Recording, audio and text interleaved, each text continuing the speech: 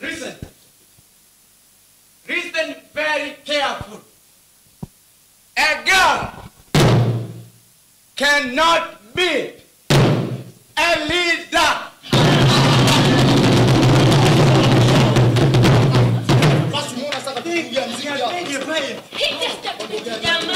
Let's hear what he has to say. Listen. Mzee Matata, we don't understand you. Can you clarify? Mzee Matata, tell her. Tell them.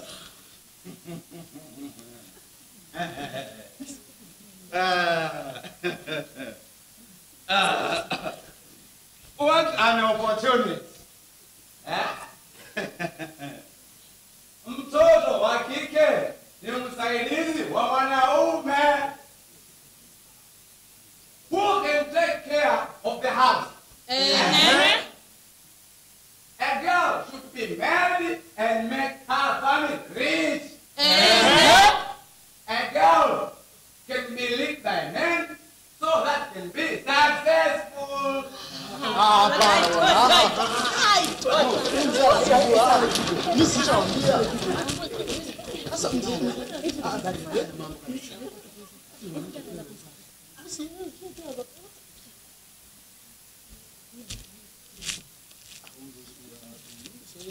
Who are you? Then I see the number of people who do not understand the power of a girl. Stakeholders. We are responsible. We have to educate people like Mzee Matata, who doesn't understand the power of a girl.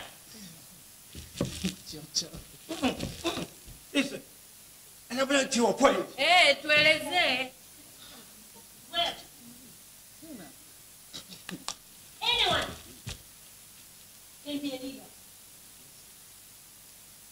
Being a boy or a girl is not among the qualities of being a good leader. But a leader should have the following qualities. Integrity. A leader should be responsible. A leader should be trusted. Those are the qualities of a good leader, and not just a girl or a boy. Doesn't make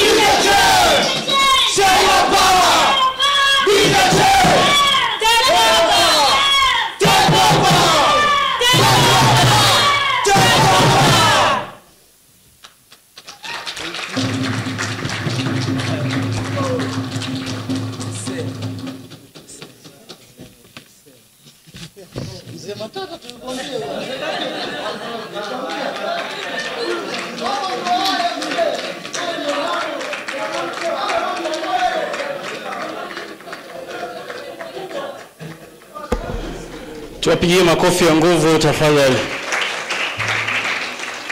Yes, we've heard what they've actually presented to us, and they've been using English and Swahili, so there's no need to repeat the message. It's very clear, and some of these kind of things are actually happening in our communities, and therefore we need to really make sure we, work to empower the girls and making sure that they're able to take the activism work forward, and of course the demand for equality in our societies. Thank you so much. Makofi ya ziada kwao tafadhali.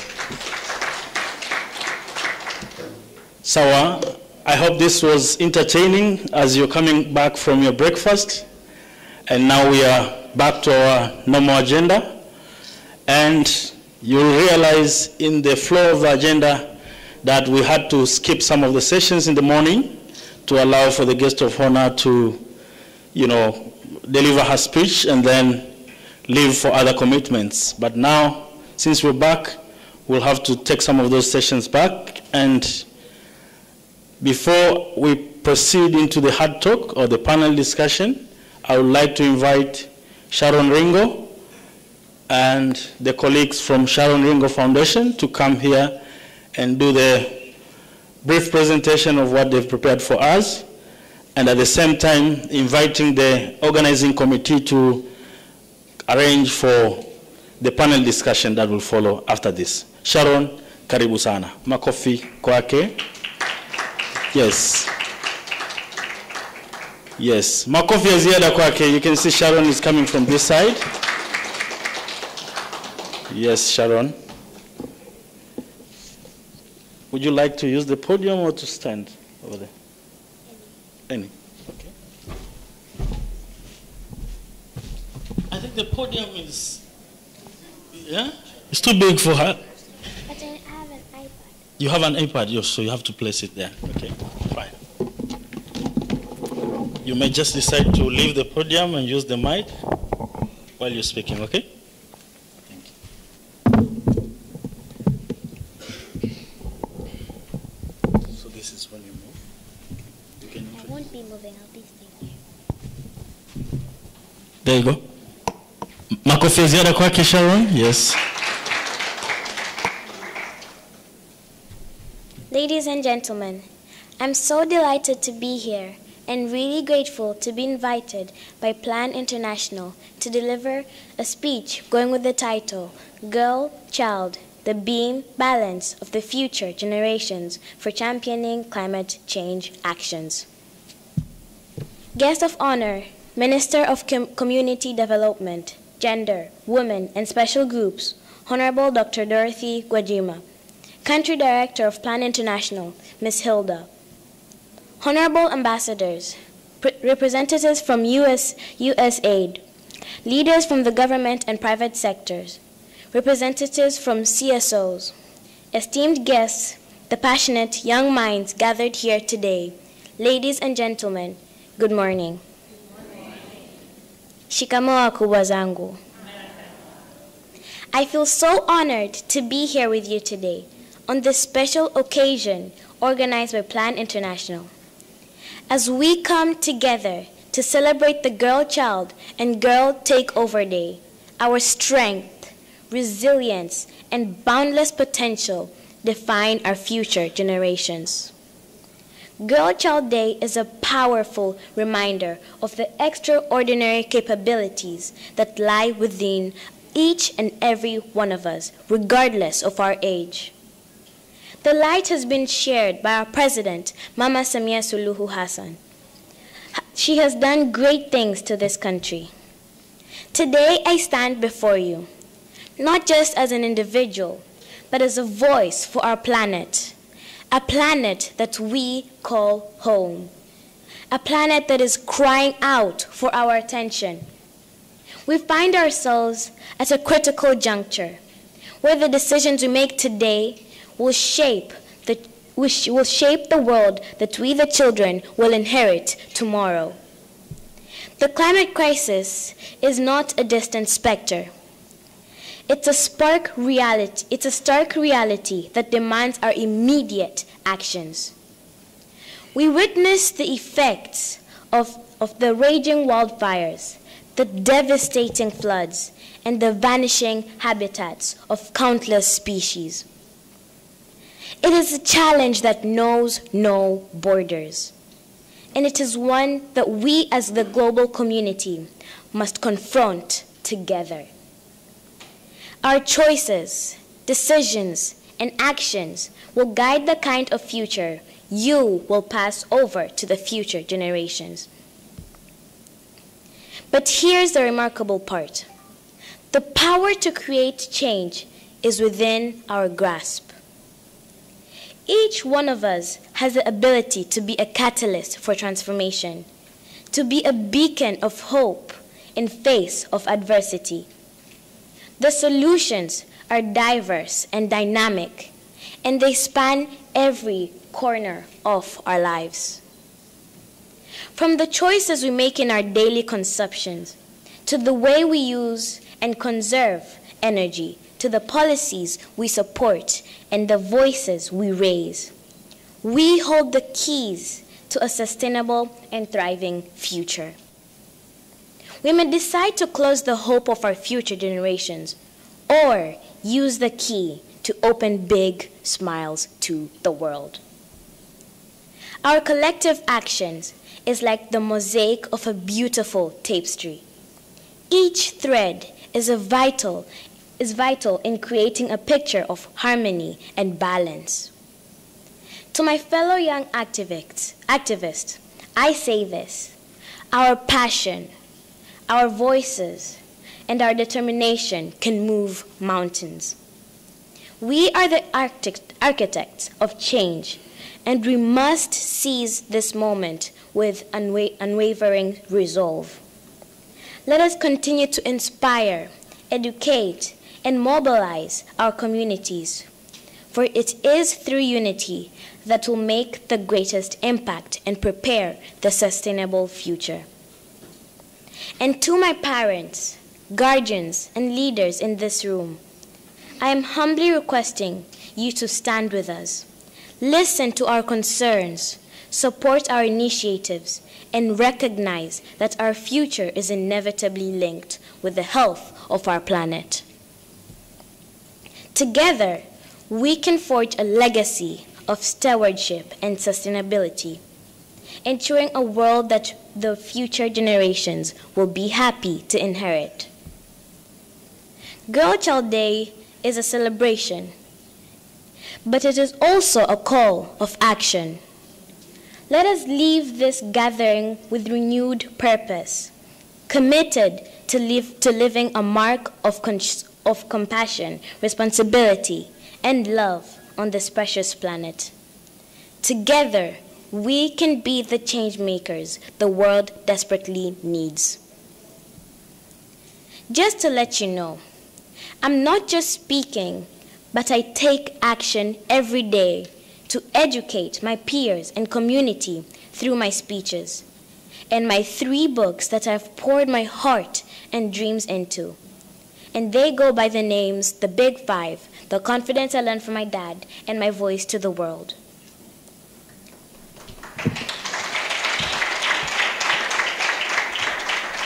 Thank you. These books may reach and inspire many children with your support. We are also planting trees with a vision to make Africa go green and become the top tourism destination.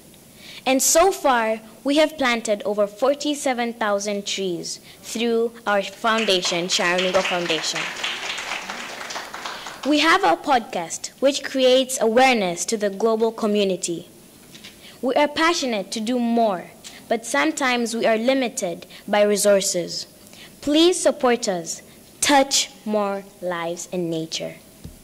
As I conclude, my call to you leaders and community, much as you strive to empower girl child, boy children are also have the right to be empowered. For example, if a girl is studying and having good education, and if their brother isn't studying, we won't have a balanced society. It will create a dangerous society in the future where men will have no confidence to face the women. We need a balance for a sustainable future. Both girl child and boy deserve the rights to have good education, good health, and many others as human beings. We must not allow climate crisis to deny those rights. We have the keys: renewable energies, change of behaviors, and policies are some of the keys. We have the power to fix. Let's pull it together. Climate change is real, and we must act now. My name is Sharon Ngamowa, Trade and Tourism Ambassador for the East African Community. Thank you.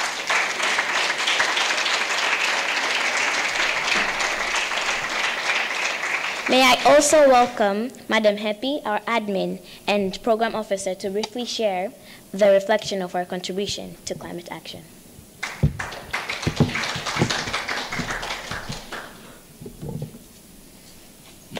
Sharon, you can just stand there, just by the side, yeah? You can stand by the side of the podium. Yes.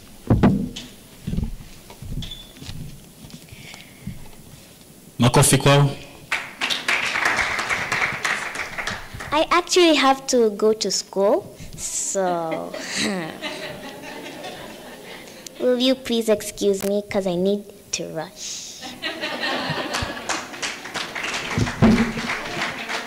Oh, sure. I think that's granted. Makofi ya ziada kwa Sharon, tafadhali. Well done, yes. She deserves a standing ovation again. These are young girls, they are activists.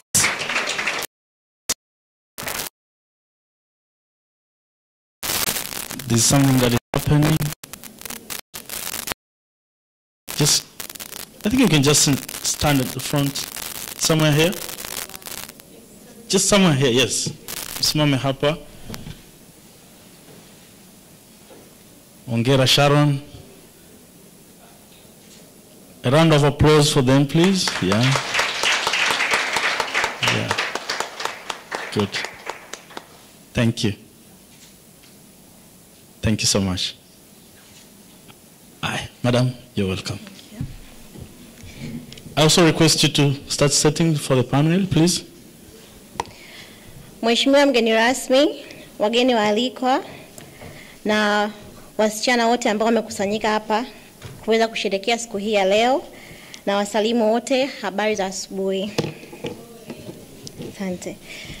Na nimefurahi sana kuwepo hapa. Ningependa kujitambulisha. Majina yangu ni Happy Mwafubela. Mimi ni admin na program officer wa Sharon Ringo Foundation. Na nafurahi kusema kwamba mimi ni mmoja wa watu ambao wameshuhudia nguvu ya mtoto wa kike. Mkurugenzi wangu ni Sharon Ringo, mmemuona hapa, na nimefanya naye kazi kwa mwaka na nusu sasa, na nimeweza kuona jinsi watoto ambao wanaweza kubadilisha vitu vingi katika taifa hili. Nimefurahi sana kwa Plan International kutualika hapa leo, kwa sababu mara ya kwanza tumeshirikishwa kwa hii jambo ilikuwa ni April kuhusu Girls Take Over. Tulikutana na Madam Grace Semwaiko ambaye ni partnership manager wa Plan International, na alivyotuambia kuhusu hii program moja kwa moja tulifurahi sana, na leo tumesimama hapa mbele yenu kuwaeleza namna gani ambavyo girls can create a safer world and champion for climate change. Sharon Ringo Foundation imeanzishwa mwaka 2022 na kwa maono ya Sharon Ringo ambaye ni kipindi hicho ni binti wa miaka 10. Aliweza kuiona Afrika ikiwa ya kijani na a top tourist destination. Sharon Ringo Foundation imewekwa kwa ajili ya kuwezesha watoto na vijana, hasa watoto wa kike, kuweza kuzungumza ajenda ya maendeleo endelevu, ikiwemo masuala ya mabadiliko tabia nchi, utalii na haki mazingira. Hivyo naomba niwashirikishe kwa ufupi kuhusu program ambazo wasichana ambao wapo tayari kwenye Girls Take Over wanaweza wakanufaika kupitia Sharon Ringo Foundation. Our first program is called Mama Kanituma Africa Go Green, where we conduct training and undertake workshop on environment and climate change education. We also support girls who will present SRF on national and international platform with the aim to enhance children and use their capacities in advocating for responsiveness and accountability in addressing climate action, environmental justice, and sustainable tourism. Kupitia hii program, wasichana waliopo hapa leo wanaweza wakawezeshwa kuongelea masuala ya climate change, lakini pia kuwa viongozi wa baadaye ambao wataleta mabadiliko chanya katika Tanzania na East Africa kiujumla. Na kupitia program hii tunapanga kupanda miti milioni 10 ndani ya miaka 5. Na kupitia program hii tunaweza kuibadilisha Tanzania ikawa ya kijani zaidi kama vile ofisi ya makamu wa rais wanavyohimiza kila siku. Tunashukuru kwa sababu tumepata support kubwa katika program hii, lakini tungeendelea kupata support zaidi ili tuweze kufanikisha kupanda miti milioni 10 ndani ya miaka 5. The second program is capacity building and strategic engagement, where we foresee having an annual conference to reflect on climate change and sustainable tourism. And we also foresee to develop media programs and documentaries and targeted messages from voices of communities to influence policies and practices referred to as to influence policies and practices in Tanzania. Kupitia program hii tunawajengea vijana uwezo wa kuweza kukutana na viongozi na kuweza kuadvocate for climate change and sustainable tourism in Tanzania. Kupitia program hii there will be an increased multi-stakeholder engagement and enhanced women capacity to strategic engagement in demanding for responsiveness and accountability towards climate action, environmental justice, and sustainable tourism. Our third program will capacitate girls to be champions in climate change and aim to develop a flagship children and youth leadership academy. Kupitia program ya Children and Youth Empowerment, tunataka kuanzisha an academy ambayo watoto watafundishwa kuwa viongozi bora, and also to link our viongozi na like-minded individuals and institutions to further leadership capacity, coaching, scholarship, and career development. Also, through this program, we will develop children-led publication, such as Sharon's book, nadhani mmeweza kukiona. We want to have more books from girls like you, ambao wanaweza kuongea na kupitia vitabu vyao jamii ikabadilika kuelekea kwenye maendeleo endelevu. SRF is ready to work with Plan International Tanzania, USAID, and development partners, such as the Canadian High Commission, to ensure girls in Tanzania contribute to the making of safe and sustainable world. Our choices matter, and so strong partnership and funding support is needed to push for the building capacity of young girls and women as leaders of tomorrow, to make decisions to promote sustainable development. Thank you so much for listening. Yes, tuwapigie makofi ya ziada kwa kazi nzuri ambayo wanaifanya ya kuhakikisha young girls wanaendelea kuwa activists wazuri, lakini wanafanya mambo ambayo yanatija kwa maendeleo yao binafsi lakini na yale ya taifa. So shout out to Sharon Ringo Foundation, and we appreciate the work that you do. Yeah, makofi ya ziada kwa tafadhali. So we also apologize, we had to ask for a permission to bring Sharon here, and we are glad that the school has allowed her to come and share her activism with us. Thank you so much, and we appreciate whoever was involved in that decision. Asante sana. Yeah, so now we are moving into the next session, and this is the panel discussion. And we will have to spend something like 45 minutes into this. So without wasting time, please join me in welcoming the speakers for this panel for today. And I'll be the moderator for the session. And I'll introduce myself because I know most of you do not know who I am. So I'll use the opportunity to introduce myself as well. Clap for me, please. Thank you so much. So, Charles Nyukuri from Plan International Regional Office. Karibu sana. Charles. Yes, while Charles is coming, I would like to also welcome Salome Mwafongo, life coach and parenting advisor. Karibu sana. Makofi kwake. And after Salome, yes, you just take your seat. After Salome, we have Ella Naiman. She's the partner at Empower Limited. Makofi kwake. Yes. And the third speaker is Rhoda Kihampa. She's the ambassador today. So a big round of applause for her, please. Yes. Can I have the mics here, please? Also, the last speaker for our panel discussion today is Anna Isaya. Karibu. Makofi ya ziada for Anna, please. I think, yes, can we, yes. Can you swap, please? Yeah, thank you, Ella. You empower the girls. Thank you so much. So, a big round of applause for our panelists, please. And as I said, my name is Oscar Kimaro. I currently work for Maristops Tanzania as the head of advocacy and external communications.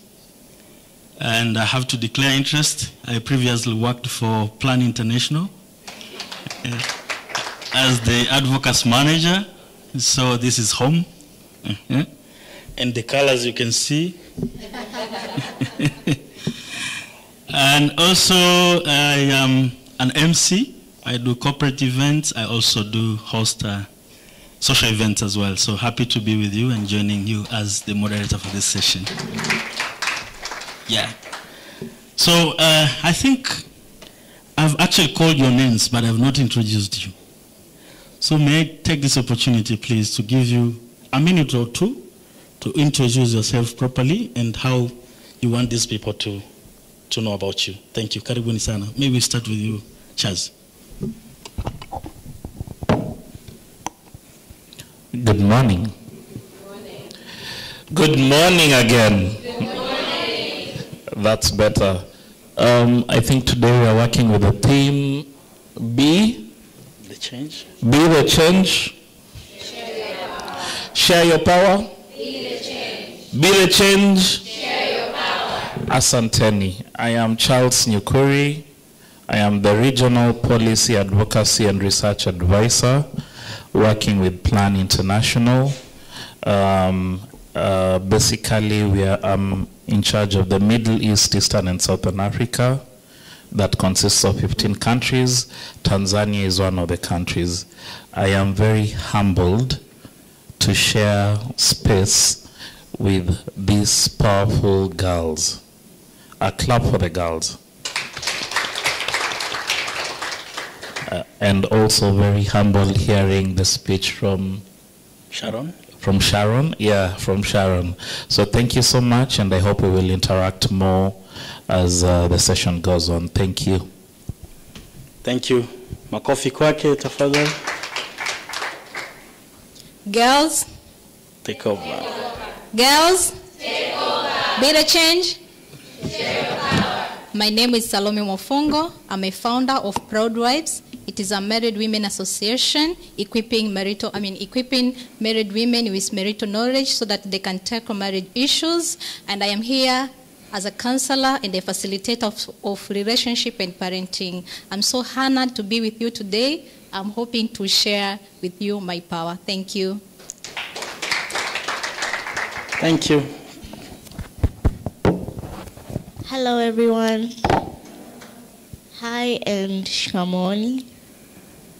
I am a university student taking my bachelor's in law, soon to be second year at Tumaini University, Dar es Salaam campus, and one of the girls' takeover for 2023. I'm happy to be here in this transformative yet beautiful and safe space. Thank you. Did you say your name? Your beautiful name? I didn't say my name. My name is Rhoda Julius Kihampa. Yeah, that's my And what is your takeover position? Where? I took over yesterday at the High Commission of Canada in Tanzania. So I was the High Commissioner for Canada in Tanzania for a day. Thank you. Girls, take over. Be the change. Share your power. Okay, my name is Anna Isaiah. I'm coming from Mara region. I'm the Plan International chairperson club at our school. So I'm here to share my story. Thank you.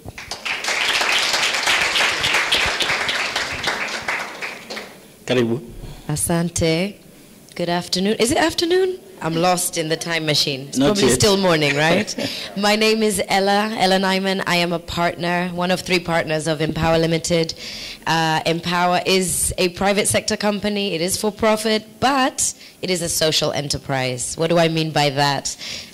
Empower is about empowering people and organizations to be the best version of themselves. So we do that through a variety of programs, capacity building, strategy development, engagement programs. So I know and recognize a lot of the people in the room through work we've done in partnership together. I'm so honored to be here and to be part of this discussion. It's been an amazing day so far. And I just have to say, while I have the mic, I really want to congratulate, in particular, all the girls that took over, but particularly Hilda and Sharon, who just delivered such exceptional remarks. I am still amazed. So well done. You really shared your power today. Thank you, Ella. And I think, who loves stories then? Can you show by hand if you love stories? Okay, I think the majority, eh? Maybe we'll start with you, Anna. Can you tell us your story, and then the rest will speak. Sindio, you're welcome. Thank you so much. Okay, as for me, I'm going to talk about my experience. I know my story is very long, especially my life story, but I'm going to make it short. I'm the second born out of 3 children at our family. I have both parents, and I study also. I'm in Form 3. But as for me, I face so many challenges, especially at home. You can't imagine, I study, but I also do business and many things in order to get my basic needs or buy my things that a girl requires, especially those basic needs like clothes and purse, panties, and everything. My parents, they stopped buying for me my basic needs in 2015, and up to now I don't even remember the last day they bought for me clothes. And this is due to lack of education. I mean, in our villages there are many girls pass many challenges, and up to now I'm thinking of my Form 4. I'm going to finish Form 4 in next year, but I think that it will be the end of my education due to lack of money. I have to look for money in order to pay my fees, but as for right now, the way I think, even they won't afford to pay for me my fees. So I think that will be the end of my education after I finish Form 4. And here I am, I'm looking for capital in order to start my business, because I don't want my children to pass through what I'm going through right now. I mean, I want to also to help other girls at our village there, because they face so many challenges. Although the organizations such as Plan International and also teachers like my headmaster are the one who have made me arrive till now. I could have killed myself due to the challenges I go through. It is because of their advice. They have really advised me, and up to now I'm the chairperson of Plan International at our school. It hurts me, it pains me a lot when I see other girls are facing challenges, and I'm one of them, and I have nothing to help them. I have tried much in telling the girls to study hard, but I can't, because the parents are the problem at our villages there. Actually, parents, they don't provide for us, especially girls, basic needs. They discriminate us, they abuse us, they make for us things that make us even to give up. Can you imagine there is this girl, my friend, who left school because of being beaten by her parent due to rumors from people, and also due to things that are not even, things that are not even important, senseless things. The girl was beaten every day by her father, until the girl saw that the situation was too hard and refused to come to school, and at the end she got married. And that is not the only girl. There are so many girls in our village who pass so many challenges. It pains me a lot on talking about those issues. And I think the village girls really need help. If you can, I believe that this Plan International and the others who wish to help the village girls, actually village girls have brain, they are active. Like I have a friend of mine, right now she has refused to go back to school. She was given suspension due to family problems, and right now she's at home. She was telling me that I'm not going back to school, that's the end of my education. Actually, it hurts me a lot. And another thing is that also in our villages, the girls' dreams right now, like mine, I wish my dream was to become a neurosurgeon, yeah, but because of the state of living at homes, I think I won't, but here I am. I want to do my best in business so that I get money. I don't want my children to go through the station I'm going through right now. And also, I would like to ask if it is possible, the village parents and our communities really need education. It is due to lack of the education. That's why they're making, that's why they are discriminating girls. They're giving girls main challenges. I wish my parents could have good education. They could be taught of how to live with girls. They could be taught what girls need. The basic needs of girls. Then those problems, I think it could be minimal in villages. Like my father, I wish he could be given education on any issues concerning girls. Can you imagine they forced me to go for FGM, although I thank God because I went, but I wasn't circumcised because of the fear of police and everything. So I'm glad for that, although they know that I am circumcised at our village. So I think I should end there. Thank you.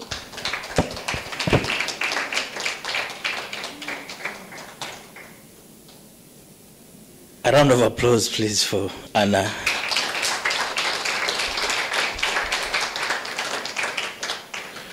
From what she's actually narrating, it looks like she's doing a lot of things to help her community and particularly her fellow girls who are actually facing a lot of challenges. She's an activist. And since morning, we've been talking about seeing how we can invest on girls' activism. The likes of Anna, the likes of Sharon, the likes of Hilda, and the girls who are taking over here. They're doing a lot to ensure that they help their communities. And of course, this is just one story. We have millions of stories of these girls. Some of them are here, some of them are outside this premise. What are we going to do? This is the question that I think the panelists should also help us to respond to. And of course, this is a hard talk. So I'm expecting to ask a lot of questions which are actually challenging. But again, through the responses is where now we're going to come up with an action plan of saying, now, where are we taking these kind of things? Where are we building on the efforts, started by girls like Anna and Sharon and Hilda and everyone who is here? Maybe we should start from because we have talked about the communities and the hurdles, the parents and everything, Salome, how do we move from here, addressing those challenges and ensuring these girls are actually empowered enough and they are actually able to move from the challenges that they face, the communities understanding them into, a better position, and of course take the leadership in the activism. Karibu. Asante sana Oscar. Kwanza pole sana kwa changamoto unayopitia. Tulikuwa tunamsikia hapa Mheshimiwa Waziri Dr. Dorothy Gwajima alisema vitu kama hivi tunapokuwa tunavipitia vinatuandaa kwenye ukuu. Kwa hiyo I had the same story, maybe I will get time to share sometimes later. Sio kwa form 4 but ni vitu ambavyo vinatokea. Speaking of a girl, girls power, when they are taking over, the first place to take over should be at their home. Family is a place where it is anakuwa tena sio sehemu salama ya mtoto kuweza kujifunza kwake. Kwa vitu kama hivi, Plan International na stakeholders wengine ambao wako hapa ndio sehemu yetu ya kukimbilia sisi wasichana. Elimu ambayo inapatikana hapa ndio ambayo inatusaidia sisi kutujengea uwezo wa kuweza kujitambua na kuweza kufanya vitu vingi kwa ukubwa wake. Kwa hiyo mimi kitu ambacho naweza kukisema ni kwamba tufikishe elimu hii zaidi sehemu za huko kwenye interiors, kama eneo ambalo anatokea tunasema ni vijijini, lakini tukichukua tu kwa sehemu kubwa ambazo ni mijini, tunawakosa watu wengi sana kwenye eneo kubwa la namna kwenye jamii ambayo yeye anatokea. Na kupitia hizi clubs ambazo amesema, tunaona clubs ambazo zinazungumziwa hapa ni Plan International Club, right? Kwa hiyo na ni shule ambayo ni ya serikali. Kama ni shule ambayo ni ya serikali, maana yake ni kuongeza, kutanua ule wigo mkubwa ili watoto wengi waweze kuparticipate. Maana yake wanakuwa wanakosa ile nafasi majumbani. Kwa hizi local schools, at least hii ni sehemu yao ya kwanza ambayo wanaponea kwa kupata elimu.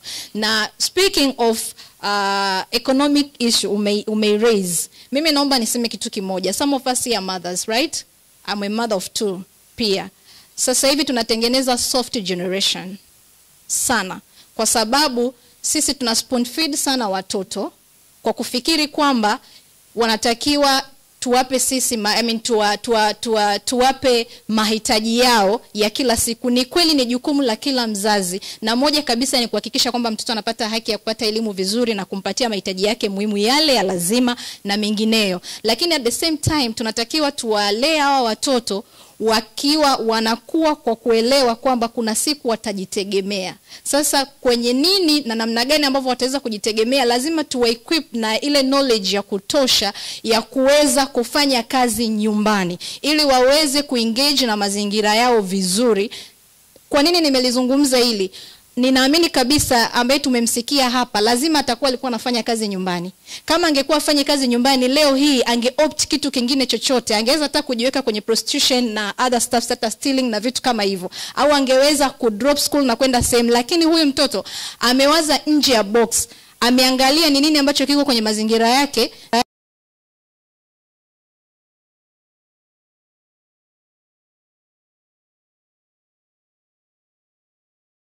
some point hata wazazi wetu wanakuwa na elimu nzuri tu, lakini kunafika stage uchumi unagoma. Sio kwamba ni wazazi ambao they are very supportive parents, inafika stage ni kama wameretire, wamefanyaje, hawana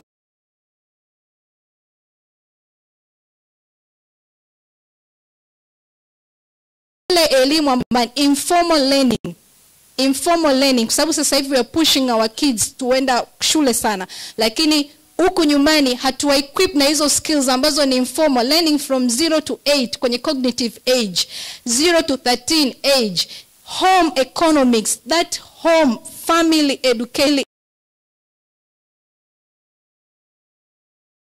anapata kutoka kwenye vacation training, zile skills ambazo anazipata kutoka nyumbani, needlework, gardening.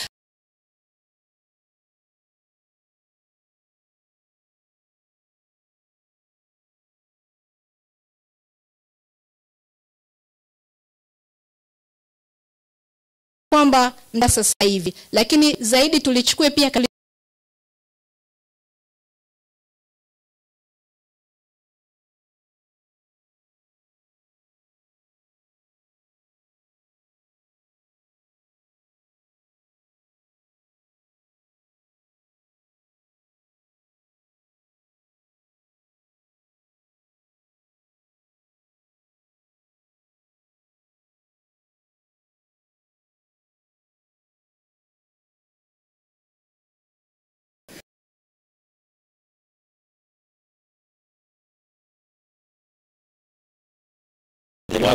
and move forward. That is one of the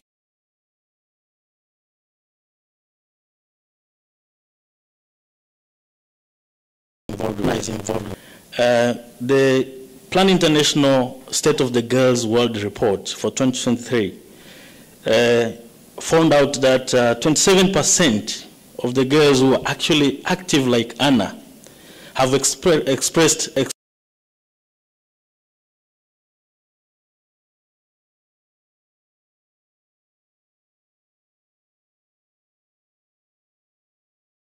saying, we're shouting, you know, you're trying to be like men, those kind of things. So 26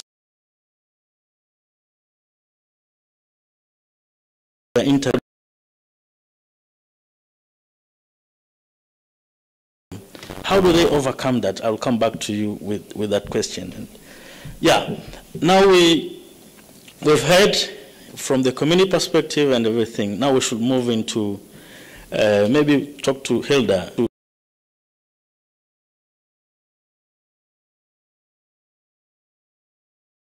To, you know, seeing most of the community members advocating for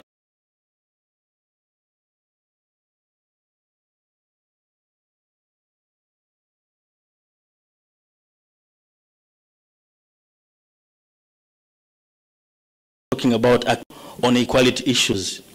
But now we see girls like you, yourself,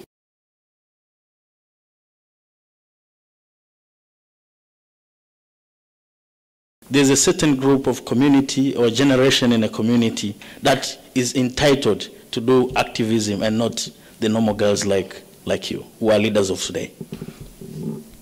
The question was for me, right? Yes, Hilda. Yeah. Tumezoea kuwaona wamama and honestly we're really glad wametufungulia milango mingi sana, wametuonyesha njia. It is good, but back to your story, Anna, it really was very difficult to hear because of all the challenges that you're facing. But there's something I want to say to you, and I'm saying this not even as a doing so much show. That's emotional as well. What emotional support are we giving to Anna, and how is she receiving that so that she can keep us moving forward? So I think hearing stories like this, Anna, I know you're going through so much, but to even just be here on this stage to share something so difficult as you have done today is progress. So we must see the progress as well. And I think you mentioned that as well, Rhoda. Keep going. You can't stop. There's so many women and girls behind you, with you, and together with you. So I want you to stay encouraged on that. In terms of the responsibility of private sector, it's definitely a responsibility. I think we heard the minister mention, Dr. Kwajima mentioned, I think from January onwards there's going to be an audit of different sectors in the country to see how many women are actually present in leadership positions, or what are the ratios, the gender ratios within organizations. I am so happy to hear that. I welcome that with open arms, because we should be held accountable for creating more balance. I can speak on behalf of Empower. Our ratio on our leadership team was 60% female, and in the total company, 70% female, actually.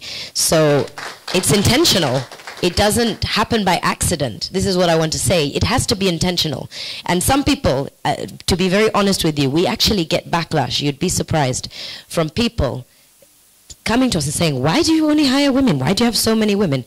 And my answer is always, why do you never ask us the question the other way around? Why do you not wonder why there's no women at the table in other situations? So we have to be brave and bold enough to make those right choices. This is what I mean by social enterprise. You have to be values driven. You have to see the problem and address it with action. Now, that doesn't mean we are against boys or men, or that we are in competition. It means we are trying to level the playing field. We are trying to create balance because of the damage that has been done before and the imbalance that has been there for so many years. So private sector should be held accountable for audits like that, to be able to say, how many women do you actually hire in leadership positions in particular? Because we've seen the data, we've heard the statistics. When more women are involved in decision making, we see transformation happen, positive transformation. when we have balance. So diversity is and inclusion is about having a balance, not saying one is better than another. So for me, that audit is very good news. Above and beyond just who you hire in your organization, I think private sector really need to be keen on investing financially as well, putting their money where their mouth is and saying, sure, we're for profit, but we also inject some of that profit back into solving and driving forward these social issues. So social behavioral change takes time, but it also takes money. I know all the great efforts of Plan International, USAID and the like all comes from funding that has to come from somewhere. Why can't the private sector also be involved? And I think I will just shine a light to say I think the private sector do not do enough in Tanzania in terms of the financial contribution. I think the ratio is off, and I'm part of that. I'm within the private sector as well. So at Empower, we really advocate for that amongst our community. We're trying to bridge that gap between the needs of the private sector, but also the needs of our people and our communities. So through our program, Generation Empower, we also encourage private sector partners to be involved, to contribute whatever they can, for us to help to empower young people to be job ready. So we're also walking the talk in that aspect as well. But it's an open invitation. Any partners that would like to join us, we're really trying to encourage that. And of our multinational organizations, what are your commitments? I would really welcome that as a solution. Thank you so much. Yes, a round of applause, please. A bigger one. Yeah. Sure, I think at the end we'll have to, I don't know, we have Tanzania Private Sector Foundation and the other private sector coordinating or umbrella institutions. We need to have them at some point somewhere in these kind of forums as well, because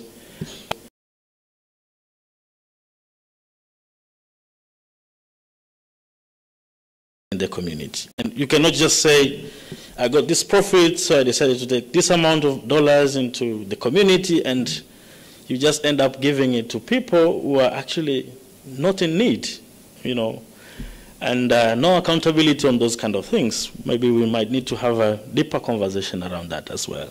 Thank you so much. Yes, coming back to Chaz, you're working for Plan International at the regional level, and you've been working on advocacy. So working closely with governments and the regional bodies. Are we doing enough to support and to invest in girls' activism? What can be done by the government into ensuring we realize some of these kind of things as well? Karibu. Thank you for the question.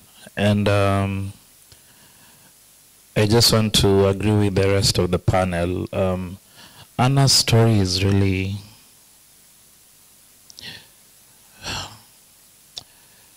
it's those difficult things you really don't want to hear. We are living in a society where we expect girls to lead, to thrive, to have the power to decide on their future. And Anna in Form 3 is busy thinking of a business opportunity to survive. Just take time to think about that.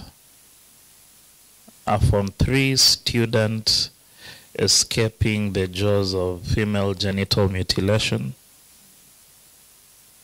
thinking of surviving, and at the same time thinking of raising her school fees. And Anna, be encouraged. Thank you for having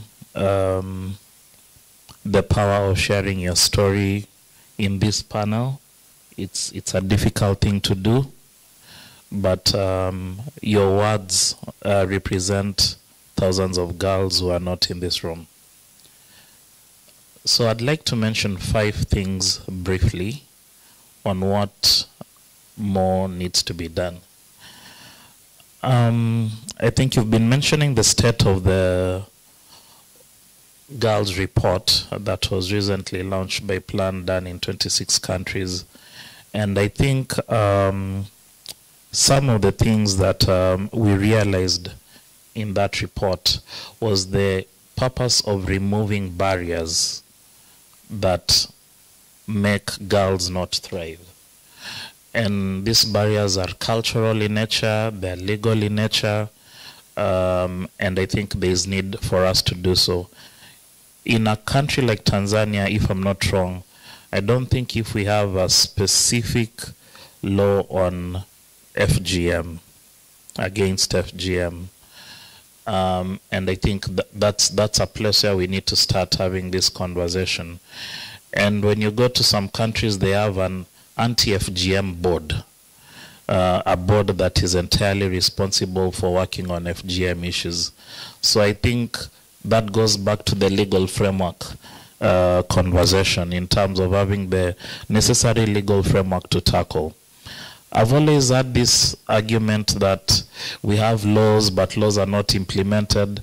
I'm afraid I do not associate myself with such comments, because I believe once you have a legal framework, you have a legal basis to start a conversation.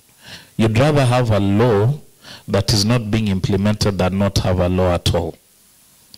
So, and I can give you several examples. The year 2001, Kenya as a country had the Children's Act, 2001. 2022, that's 21 years later, the country had not even revised the Children's Act. And for those of you who are not born, maybe let me just confirm, in 2001, who was not born? We were all born into, oh my God. Okay, I am a young person. You weren't born. Ah, okay. Okay, then me, I was born in 2015, just for argument's sake. I'm a young person in my mind. Anyway, long story short, between 2000 and 2022, we've had Facebook, Instagram, TikTok, and I think during COVID, we've seen a lot of cases of GBV rising because of COVID, people being lured into sexual abuse because of the situation. In the region, we have a lot of humanitarian crisis. We've had droughts, floods, and all those kind of things. As a result of that, cases of GBV are going up, cases of FGM are going up. So you start to realize that we need to be very versatile in terms of having the legal mechanisms present to protect girls. So I just wanted to mention that in terms of, as the first point, in terms of investing in girls and putting the necessary infrastructure. My second point is in investing in education. Plan International did a study in 2020 titled The Holistic Approach to Investing in Girls. And one thing we realized is if we invest in girls, according to the study, it breaks intergenerational poverty. So you've heard Anna mentioning in her statement that she wishes her parents were educated, because I think if that happened, there are some choices that they could have made differently. So I think based on this study, we are seeing there's a lot of power in investing in education, and not just investing in education, but holistically, looking at the health. And that's why Anna kept mentioning, I need money to go and buy sanitary towels. I need money to go and buy this, her basic needs. So it's not just enough investing in education, but looking at the holistic nature of what a girl needs to thrive. So that's another thing that we may want to also consider in terms of holistic interventions. And I think that's why when Sharon spoke here, she kept reminding us that we are in a crisis, we need support in education and all that, but don't forget the climate. So I think those are some of the takeaways that we may need to have. Number 3, Plan has something we call YAPs. YAPs stand for Youth Advisory Panels. And these are basically structures where young people can engage. And that's why Anna is sitting in, Anna, you said you're the chair or the president of your You're the chair of your youth group, or in your school. Okay, perfect. So we are giving these opportunities of leadership for girls to be able to speak. I want to reiterate, this plan does not speak for girls. We create spaces for girls to speak for themselves, because we believe girls have their own voices that really need to be projected. And that's what we are continuously doing by them sitting here and engaging decision makers, engaging the private sector, engaging donors, engaging partners in such kind of spaces. So we've seen YAPs, or youth advisory panels, or youth leadership at local levels doing quite a lot in terms of even propelling their confidence. I also wanted to mention number 4, which is my second last issue, is in August this year we've just released a study on child marriage. We realized so many organizations, so many partners are working towards eradicating child marriage. But despite all these efforts, the numbers are still going up. So we're asking ourselves why. So we just did like a desktop survey to look at published work to see what are people doing. And I think the disturbing fact is child marriage and also teenage pregnancy have taken a different angle. One case in point, an example, a slum in Nairobi called Maadhimisho, we found out that there were high cases of girls getting pregnant. So the first assumption we had is girls do not know about, SRHR rights, family, what do you call it? Family planning and all that. But when we went and we asked these girls, they know about use of condoms, they know about family planning, they know all these things. And they said, plan is always here, they tell us this. World Vision is here, they tell us this. Then you're asking them, then why are you getting pregnant? And they told us, for us it's a fashion.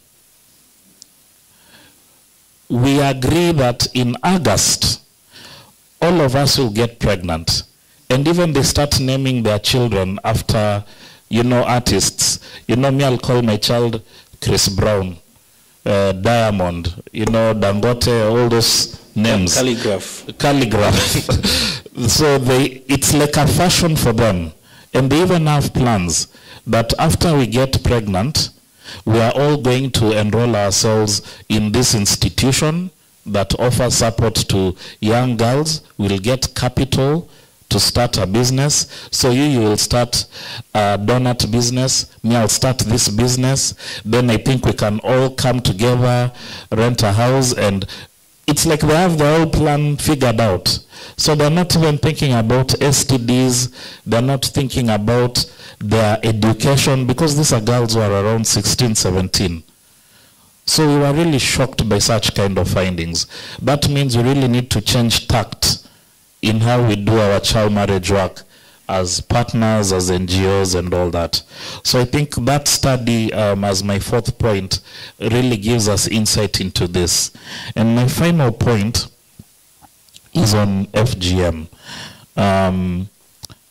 Female genital mutilation, according to studies, it has been proven to have no health benefits. There's no health advantage of having FGM. And I think it's important that all partners on board be very vocal about this. Anna has mentioned the way she escaped FGM. And right now in areas like Mara, we are seeing people running to Kenya to do FGM, and people in Kenya coming to Mara. And we were quite shocked the other day to learn that we have Kenyans who are going to Germany to do FGM, or people in Germany coming to Kenya, and people going to Somali. So it has really taken a crazy angle, and I think we really need to speak to this because of what it does to a girl. And on that same breath, we really need to have a conversation with lawmakers on all these issues that we are talking about. Where is the place of the judiciary? because I'm so humble that we have somebody from the private sector, but we really need to have lawmakers sitting here and listening to Anna, and we are very lucky we had somebody at the caliber of a minister coming here to give confidence to us, but also to support us. So in short, I just wanted to mention that these are some of the issues that Plan is doing, being very vocal, especially 2 years ago when we wrote to Instagram and Facebook, where we did a study called Free to Be Online. The study was done in 22 countries, and we realized that girls as early as the age of 8 are being bullied online. When a girl posts a picture in Instagram, people start making fun. You're fat, you're slim, you have big eyes, and those things affect the morale of the girl. So, in a country like Kenya during COVID, a lot of people taking to social media to lure girls to rape. And the girls who are here in this room, do not communicate to people you do not know online, because you do not know where it will go. So because of this study, we managed to write to Instagram to tell them, please put more security features in these social media platforms so that we can protect girls and young women. And they responded. They looked at the data we shared with them, and they are so excited to partner with NGOs and other organizations who are speaking on the rights of girls and young women in social media platforms. So to end my whole story, I'm just simply talking about partnership. Let's partner with girls. Let's partner with the private sector. Let's partner with the donors.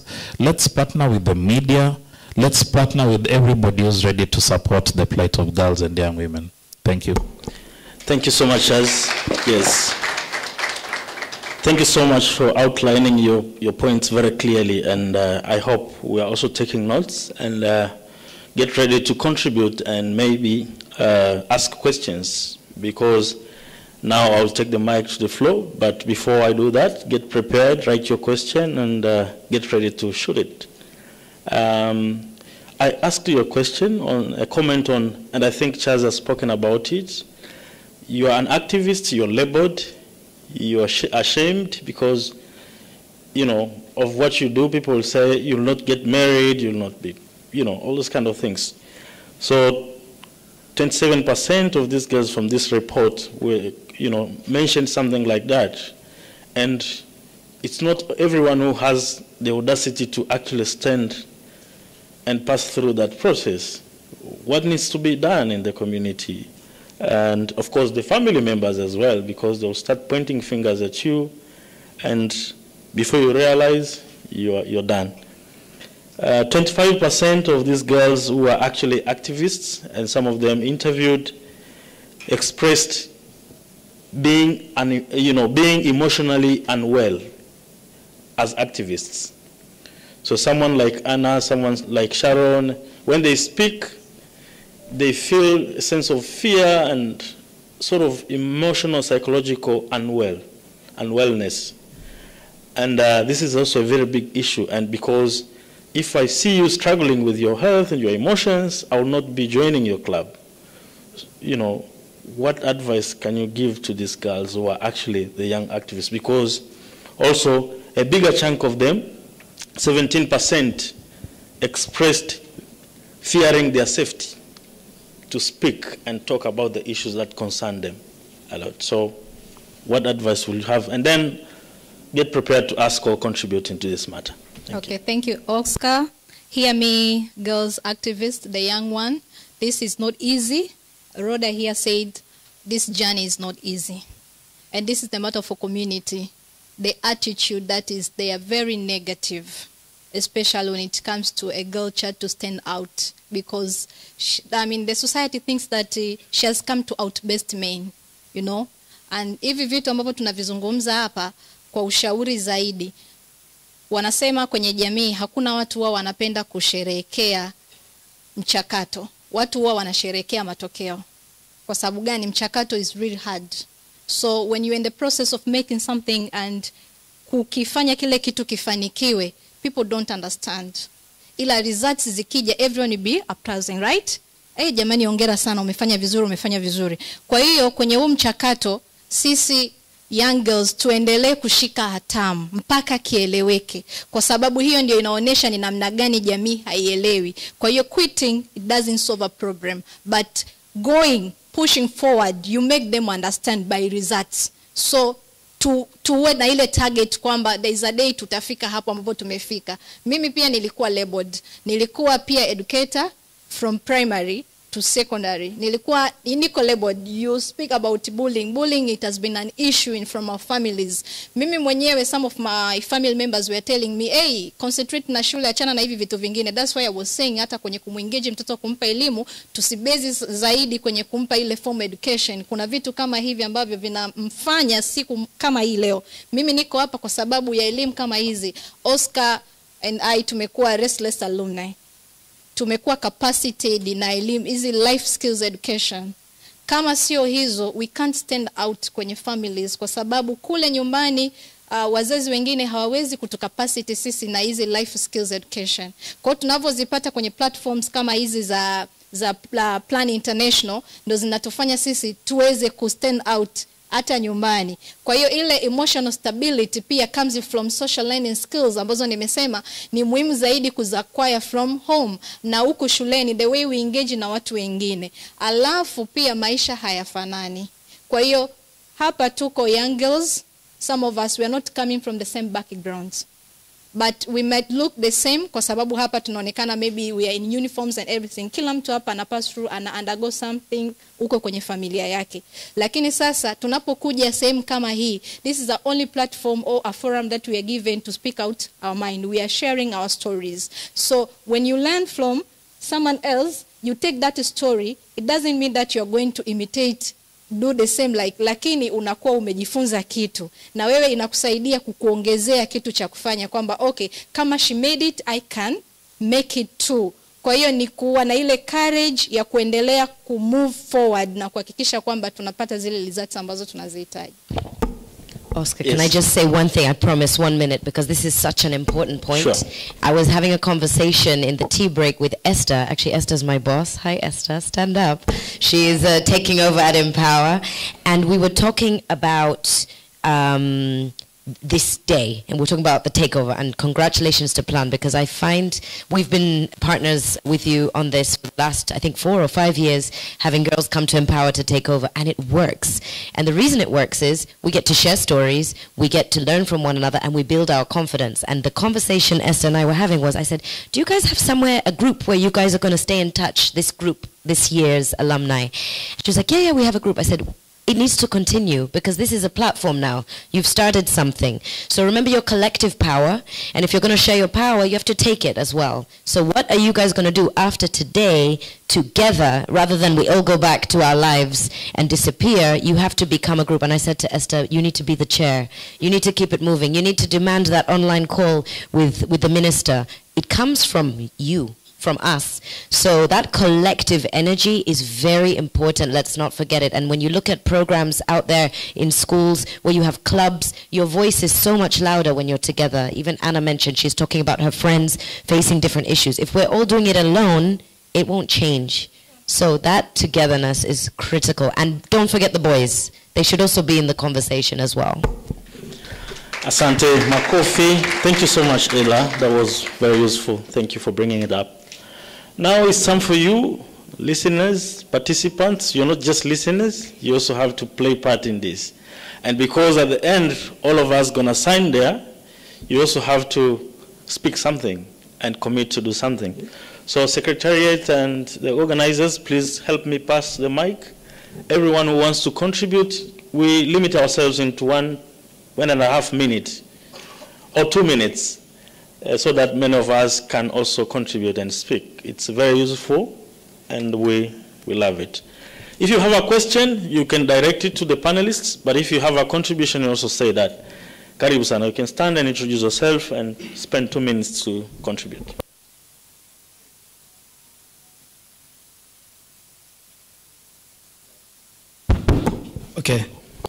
Okay, thank you so much, moderator, but also I would like to take this opportunity also to thank you those panelists. So it is a touching story, but no, we have to do. We have to do.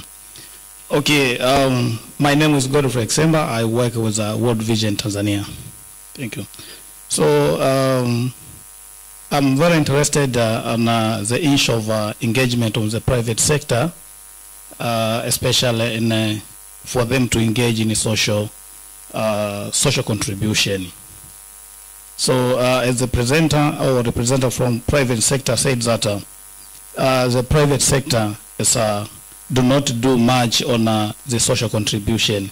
The private sector in Tanzania, really, it is not doing much to contribute to social issues.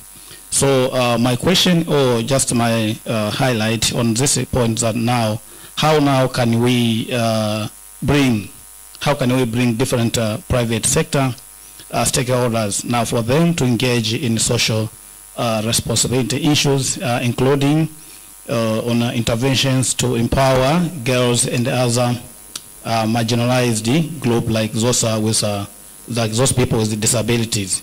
So and I would like now to make this as a way forward that we can take in this discussion, because this is a key. Now we need to engage different stakeholders, including those private sectors. So it is our duty now to map who are the key private sectors, so we can now start engaging them, so for them to give back to the community. Because to my side, they are not maybe doing much, especially in contributing to the community. Thank you. Thank you, Geoffrey. Asante, this side? Akuna, okay. This side? I'm only seeing men. Okay, it's good. Thanks. My name is Pascal Ayub Sylvester Majura. I am Director General of Building Inclusive Society Tanzania Organization. Organization is dealing with educating the community on how to live and grant rights of persons with disability. I'm actually a low vision, even myself. I am actually very touched with the story of Anna, but for me, I only hear just the idealistic solutions of the problem. Keep educating, until when? So the first thing I would like to say is that we need to use the school areas to educate the students, especially girls, on how, to report to those cases, for example, of Anna, to the schools, and the teachers of the school will engage other people, including the social workers from the respective areas, and the police officers and so on, so that those who are misusing the rights of the girls, especially to get education, will be held accountable. That is the first thing. Second thing is, as a community, not only leaving this for Plan International, but as a community, we need to create methods of how we can help the girls, girls facing some challenges like this. For example, if a girl has not even 1,000 to have food at school, how will she survive at school? She will run away, okay? So we need to do something, and not leaving this maybe to still calling for the government. The politics has its own games. So we need to help them to make sure that they reach where they want to reach. But something I want to remind you is Anna has expressed her story. But there are some girls with disability, and those, they have no area to speak out their issues. We need to remember them once we are looking, or once we are talking, and once we are speaking. And in disability, for example, in our area, we also have those who have multiple disabilities. disabilities. We call them double challenges. You meet someone who is visual impairment, and sometimes on the same time, she or he is a deaf, so we call them deaf blind. How can they present their issues to the community so that they can be healthy? And you meet that many of them are not getting, for example, education and other rights because they have nowhere to speak of these issues. They can't even reach here at Kilimanjaro. They can't even have an access to meet with a plan and wherever and whatever. So we NGOs, under the leadership of a plan, I think we have to organize some program today that we are going to those areas in the rural areas, and we are going to send a message. And what is coming on, if we receive some issues, we are reporting maybe those issues to the government, and what we can do, we will do, so that we can start and show the way to the community of how things are solved, or how these problems can be solved. Sure. Because only discussing here does not bring things on right track, but taking things seriously and to implement what we are speaking. So Plan International, Mr. Sato, if you can, maybe your team can organize. Who are here today? Yeah. They can organize, and then you can say, yes, we have a 2 months program. Go and send the message, especially in the rural areas. And once you receive a case, the likes of Anna, then what we do, we engage a school in a particular area, we engage maybe the government, so that these problems can be tackled. Some people, they are not supposed to be only given education, but sometimes to be held accountable, because it is their responsibility to do that. Thank you. Thank you so much, Pascal. Yes. Another speaker, please. Yes, I've seen the girl there, and then I'll come back to you. Yeah. 2 minutes, please.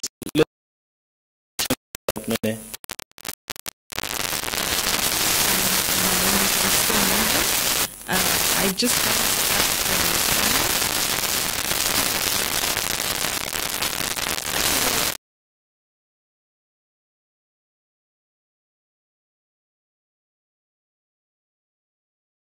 to get to them. It's very hard to get to girls. If parents don't start teaching our girls about their rights, not only, but things like sexual education and such, then it's very hard to then teach their children as well. And secondly, how are we going to get the government to enforce the rights of girls? Because a few rights that I know are, we have the right to education, we have the right to shelter and such. So how are we going to do that? Because the government can enforce this and we can go a lot smoother. Your story touched me, and it was really sad to hear that it's going on in Tanzania, where we're supposed to be a lot more, rather we put out that we're very advanced. So what are we going to do to change? Thank you. Thank you. Thank you, Esther. So we have a speaker there, and then we'll hear from there, and then we'll get a round of responses and one more. Yeah, so 3, and then we hear the responses, and then we conclude. Yes. Thank you. My name is Beatrice Kamgisha. I'm working with Femina. And for sure, Anna, you're a rock star. Thank you for sharing. And your scenario is not unique. Like from the Femina side, then we are working in this school space. We come across all those scenarios most of the time. And for us, we have called them like dual whatever you're doing on economic empowerment and sexual reproductive, we call it double dose. Like we ensure the girls get education in sexual reproductive health, but again we do the economic empowerment. So at whatever you're doing, you express that you are struggling on like you are struggling to find resources to go to school, buying sanitary pads, but we acknowledge that what you are doing is wonderful, because as you are building your muscles, you are working hard towards education, but you are empowering yourself to get some skills on how to endure and become better for future. So don't feel sorry for yourself that I might not get into university, not at all. And actually, what you believe is what comes into a way. So change your perception that I'll get there, and you'll get there, because I see everything is shining in you, and you'll get there. And this is a representation of other girls. What we project to ourselves comes to us. Rather than thinking that we can't do or there's no opportunity for us, believe me, there are so many stakeholders out there. They want to support they want to support community, and it's just a matter of us working together. Like what you are saying, like how Femina encourage youth. We encourage them as they're in school to study, but they read their environments, what they can do within their environment, at least to contribute for the basic needs. We know at the rural community, poverty is there. And how we can address it has to combine our effort. With the little you have, you can make changes. Thank you. Thank you so much, Beatrice. Yes, that was very encouraging. Yes, we go there, and then we finalize with the girls takeover, the takeover girl there. So we start with Mzee Hapa. Yes. 2 minutes. Even less. Thank you so much, Asante Sana. This is Philippos from Plan International Ethiopia. Can you see me? I don't know. It is very difficult to some of the participants can. This is just not a question. It is a kind of comment. Thank you so much, panelists. And then I was a bit impressed, with Anna. We have been with Anna for the last 3 days, and then I must lamenting and weeping because, in Africa we are just very much tied with patriarchal society, and having such fearless and then confident young girl is a great opportunity. I'm taking a lot to Ethiopia as well, in some parts of Ethiopia where, plan is not there, over 90% of, FGM is very much practiced.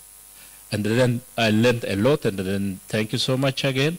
The most important point I also consider as takeaway to Ethiopia is that the engagement of private sector. We are a bit weak on that, and thank you for bringing this issue. I want to congratulate. But if you also tell us what are the major challenges that you are facing in engaging in such kind of things. You have also mentioned that we need to balance as well. When just to bring the issue of gender equality, we should not also forget about the takeover at the home as well. It should start from home. Then I was sending to my wife. Actually, she's my boss as well. My daughter should be the decision maker. Starting from tomorrow, this is a lesson that I wanted to take to home as well. We did. I'm leading the SARES sector, and with some more than 8 projects under my portfolio. But a very big challenge we are facing is that engaging parents is critical. Engaging parents. We conducted social norm analysis with a project which is being done in some 6 countries. And what the adolescent girls told us that we need to work very well with traditional leaders, parents, and the religious leaders. What is your final advice on this? Thank you so much. Thank you, Asante. I hope you'll go back with some few Swahili phrases. Asante and Jambo, yeah. Okay, my name is Christina Kahensa. I have a suggestion to all the organizations, embassies, feminists, everyone in here. While providing education to girls on how to empower them and save them from all the hardship they are facing, I suggest that we should include boys, not giving them education on them, about girls. For instance, Anna said that she's being bullied, her friends are being bullied. Who bullies them? The boys, and they have no education on what the girls are going through. So I suggest that we should work on that. Thank you so much. That was very powerful, Christina. You also have a comment? Yes. Okay, hello everyone. My name is Jacqueline Mtamia. I was also a girl takeover last year. I took over at the European delegation of the European Union, and I just have one question, especially to the mass media. As we all know, the mass media only to the trending and the recent highlights. They really don't talk about things that happen to our society daily. For example, FGM, okay? So even girls matters. They only care about what happens recently and what is trending. That's what they do. So I wanted to ask, what is the involvement or the contribution of the mass media, not only mass media, also the social medias, to girls' matters, to girls' issues that face them daily? Thank you. Aye. We have media people here. They're just taking photos. You have your questions. So after the panel, I think, Ella, you can also talk about it. But I think also, Rhoda, you can talk about the digital media.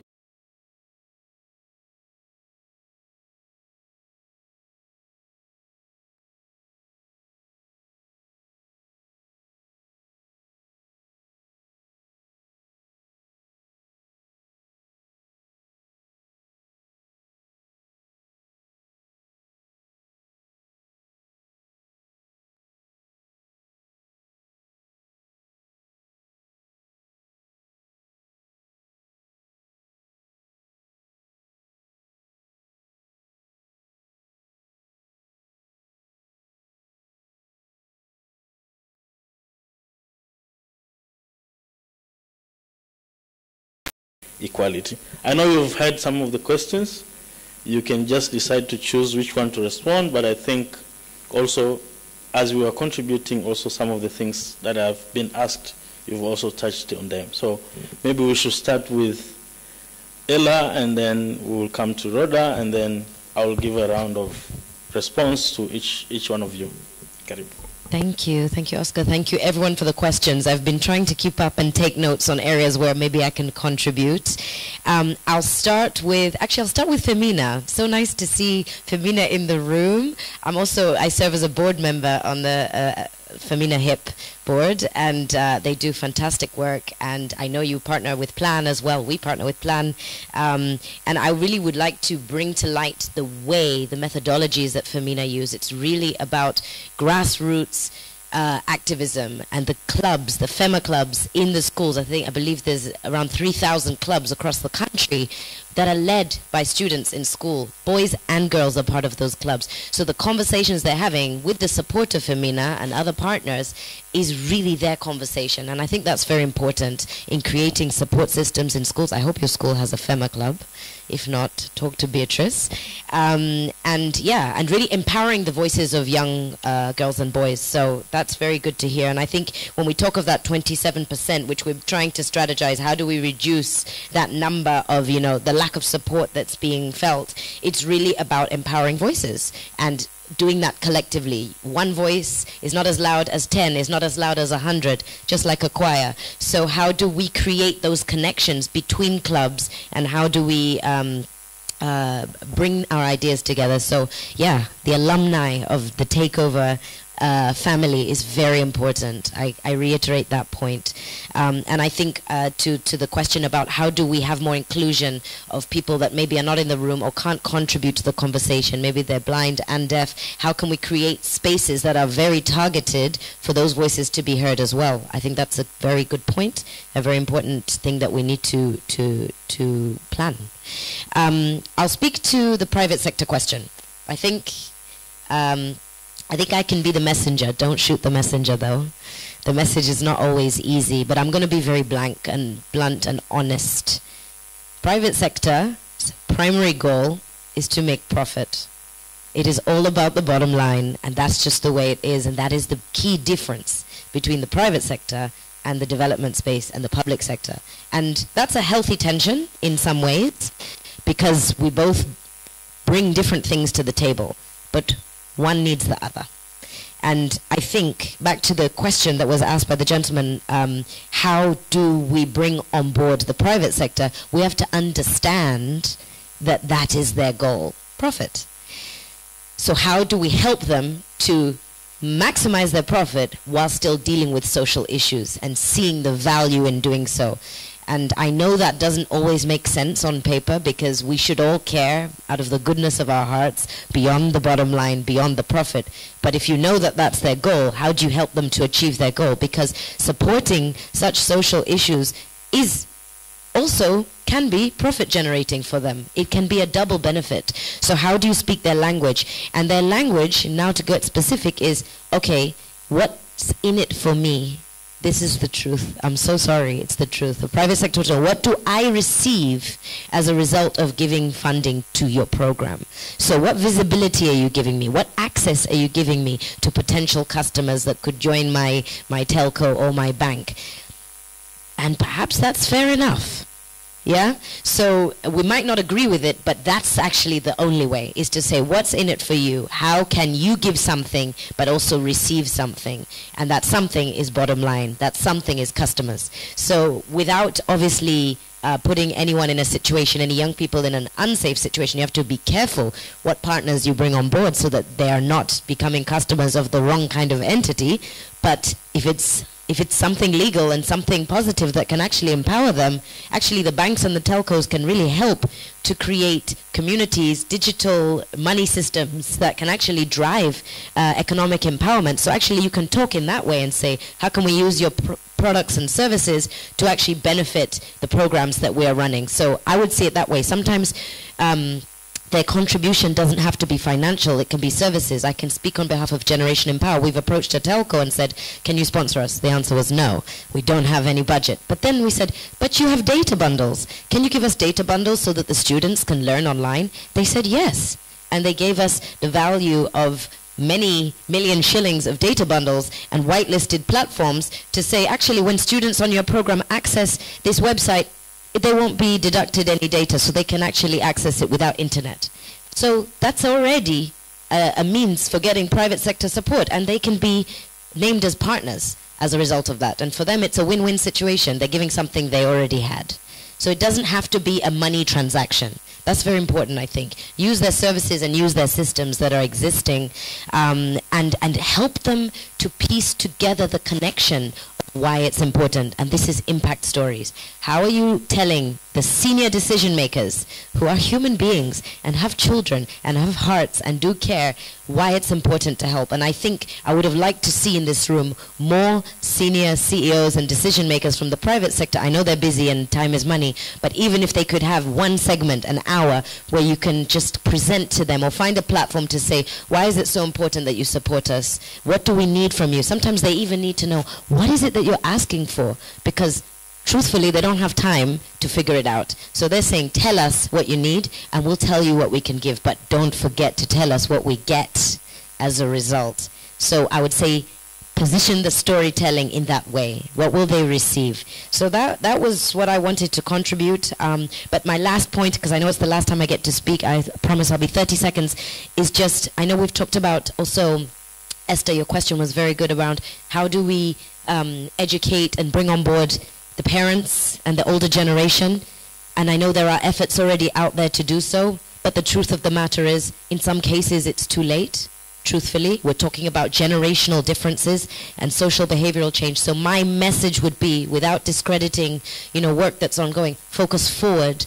When I look at you, Anna, when I look at you, Rhoda, when I look at all of you young ladies, I'm saying, when you become a mother, when you become a parent, when you become a line manager, when you become an entrepreneur or a leader in your own right or in your community, what are you going to do better or differently? What are you learning from your journey? Focus forward, because we can't always change how our parents have raised us. I also can't, but I can change the way I raise my daughter. So I feel, let's be positive in our mindset of what can we do, because the power is actually in your hands. You're here to stay. So what are you going to do differently or better? Don't be discouraged by what happened. Focus on what you want to do differently, and know that people will be inspired by you. Your kids will be inspired by you. There are young girls looking up to you today already. So yeah, don't forget your power. Be the change. Share your power. Share your power and take your power as well. Thank you for having me. Thank you so much, Ella, and thank you for your final remarks. I think, Chaz, you can go next, and then Salome. Yeah, and just two brief points. Yeah, 1 minute. Responding to the private sector, I want to just give a practical example of what Plan did. Is we approached 17 hotels in Kenya, and when I say hotels, I mean, you know, all the big hotels, Serena, Radisson Blue, and the rest. And we told them that we want to have a 1-year program with you. And we wrote an open invitation to young people. We told them, apply if you want to be placed in one of these hotels. We got 205 applications. We shortlisted to 25. Then we came with the 17 hotels. And the first thing they did is they trained the 25 young people. And just to also respond to his question, we had, I think, 4 people with disabilities. Some visual, some hearing impairments and all that. So they were placed in hotels in different departments, room service, front office and all that. Then I think after a couple of months we did like a review and all that. So just back to your question, you really need to be creative on how you're engaging private sector. So in this scenario, our 25 young people got placements, and actually after the 25, 4 have been employed fully. And the private sector is getting a workforce that is empowered. So I think you really need to see how you're engaging the private sector and not just going with a ball saying, help me, nisaidie. So I think that's one comment. Second comment goes to, I think it's Esther. How are we approaching governments? I think from the time I spoke here, I've mentioned 5 research pieces. I've mentioned free to be online. There's something, education, investment study and all that. So we really need to approach government with evidence. And that's the role of all of us, preparing evidence in the form of research and telling them, when they say, because the government can easily argue all the girls are in school. But when you see Anna here talking about how she's struggling for fees, they start seeing evidence that it's true, not all girls are in school. So I think that's what we do, having such forums. Whenever you hear there's a forum in your school and there's space to speak in a Parents' Day, please, you girl, take over girls. You're supposed to be on the front line saying, I want to say something. That's where we start. My final comment is I'm kindly requesting all of us to close our eyes. Please, let's close our eyes for just a second. Don't worry, your phones won't be stolen. I have CCTV. Close your eyes. After you close your eyes, I want you to say, everything is shining in you. But don't say you, say me. Okay, can we repeat? Everything is shining in me. Okay, now say it louder because you're telling yourself. Okay, you're not telling Charles. 1, 2, 3, go. Everything is shining in me. That's a comment. No, you can open your eyes. Anna, that's one thing I want you to go home with. Everything is shining in me. This comment has come from Beatrice. Beatrice, please stand up. When she was giving you feedback, that's what she said. So those are not my words. They are her words. She told you. But that word is applicable to all of us. Everything is shining in me. That means you have something special in yourself. Thank you. Thanks so much, Chaz. Salome, 1 minute, and then Rhoda, and then we'll conclude with Anna. Okay, asante sana. Kitu ambacho nilikuwa nataka kuzungumza Ella pale amekisema, how are we going to engage the parents? Sisi Proud Drives tayari tumesha kuwa kwenye implementation ya hiyo. As I've said earlier, we are equipping married women with marital knowledge, and one of the things that we are teaching them is parenting. Kwa hiyo tumegundua tu kwamba asilimia kubwa ya watu ambao wanaingia kwenye ndoa wanaenda na fantasies zile za kuolewa tu, wako kwenye relationship, but they don't understand about what parenting is. Hiyo ni kwa wote, wale ambao wamekuwa educated to that levels of universities, hata ambao hawako kwenye levels. Yani sisi tuko kwenye mahusiano just to be happy with our, unajua, lakini kwenye swala zima la kulea watoto it is a problem. Kwa hiyo maybe a call to Plan International, if you can expand nanili yenu, service yenu, kwenda kwenye grassroots. apart from engaging the girls only, tunaweza kwenda kwenye community in collaboration with WAD's executive officers, tukaitisha zile conferences za parents, alafu tukawa tuna community volunteers ambao wanakuwa wanatoa elimu sasa ya malezi kwenye jamii. It's really working, and that is what Restless Development was doing. We have volunteers, so sometimes we need peer-to-peer education. Very important. And my last comment will go to mass media. Hello, we are consumers, we are subscribers of whatever that we think that these medias are less important. Kwa sababu kama hatuwapei hiyo attention, they won't be advertising or broadcasting those kind of content. So, to the one who mentioned that, we have said, be the change, share your power. And here we are told by Mr. Chas that everything starting shining. Everything is shining in me. So you are the change. Na badiliko ni la mtu mmoja siku zote kwenye jamii. Nini unafanya wewe kwenye kushare content yako kwenye mass media sasa hivi? The advantage ambayo tuko nao sasa hivi ni hii kuwa na citizen journalist. Kwa hiyo tuna YouTube, una access ya kuwa na YouTube channel, una access ya kuwa na chochote bila kujali number of audience. Share your content. Kama ninyi hapo sasa hivi mpo kwenye hii platform, you can have your own content ambayo ina address girls issues, and uone kama hutapata hiyo audience. Ni kidogo kidogo watu wanaelewa. Asante. Asante Salome. Yes, that was very powerful. Thank you so much. And yes, Rhoda, in 1 minute please. Switch on. Use that one which is on. Oh, sure. I wanted to talk about the private sector question. A week ago, I got an opportunity by Unleashing Africa, an organization that deals with the same issues. They're organizing or hosting an app. They're creating an app called Rise Up. It's an app that it's for girls like me, so they can get their opportunities like scholarships and stuff like that.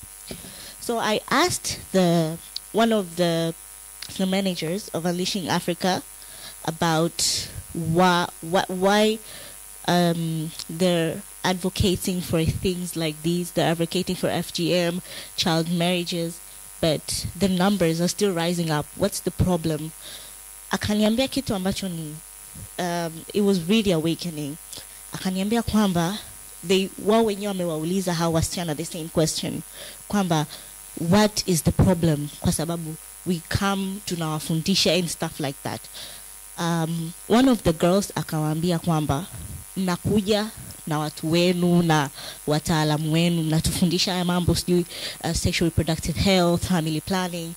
The problem is nadhani mnajua kuliko sisi.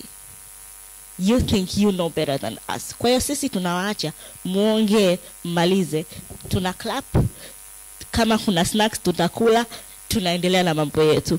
So you don't listen, you're there to just present. Kwa hiyo naomba hizi private sectors ziwe zinatoa iwe ni a two-way drive kwamba unaongea na hawa watu, unaongea nao, you let them highlight it, kwa sababu it's not about what you have to share, it's about what they have to share. The problem is theirs, not yours.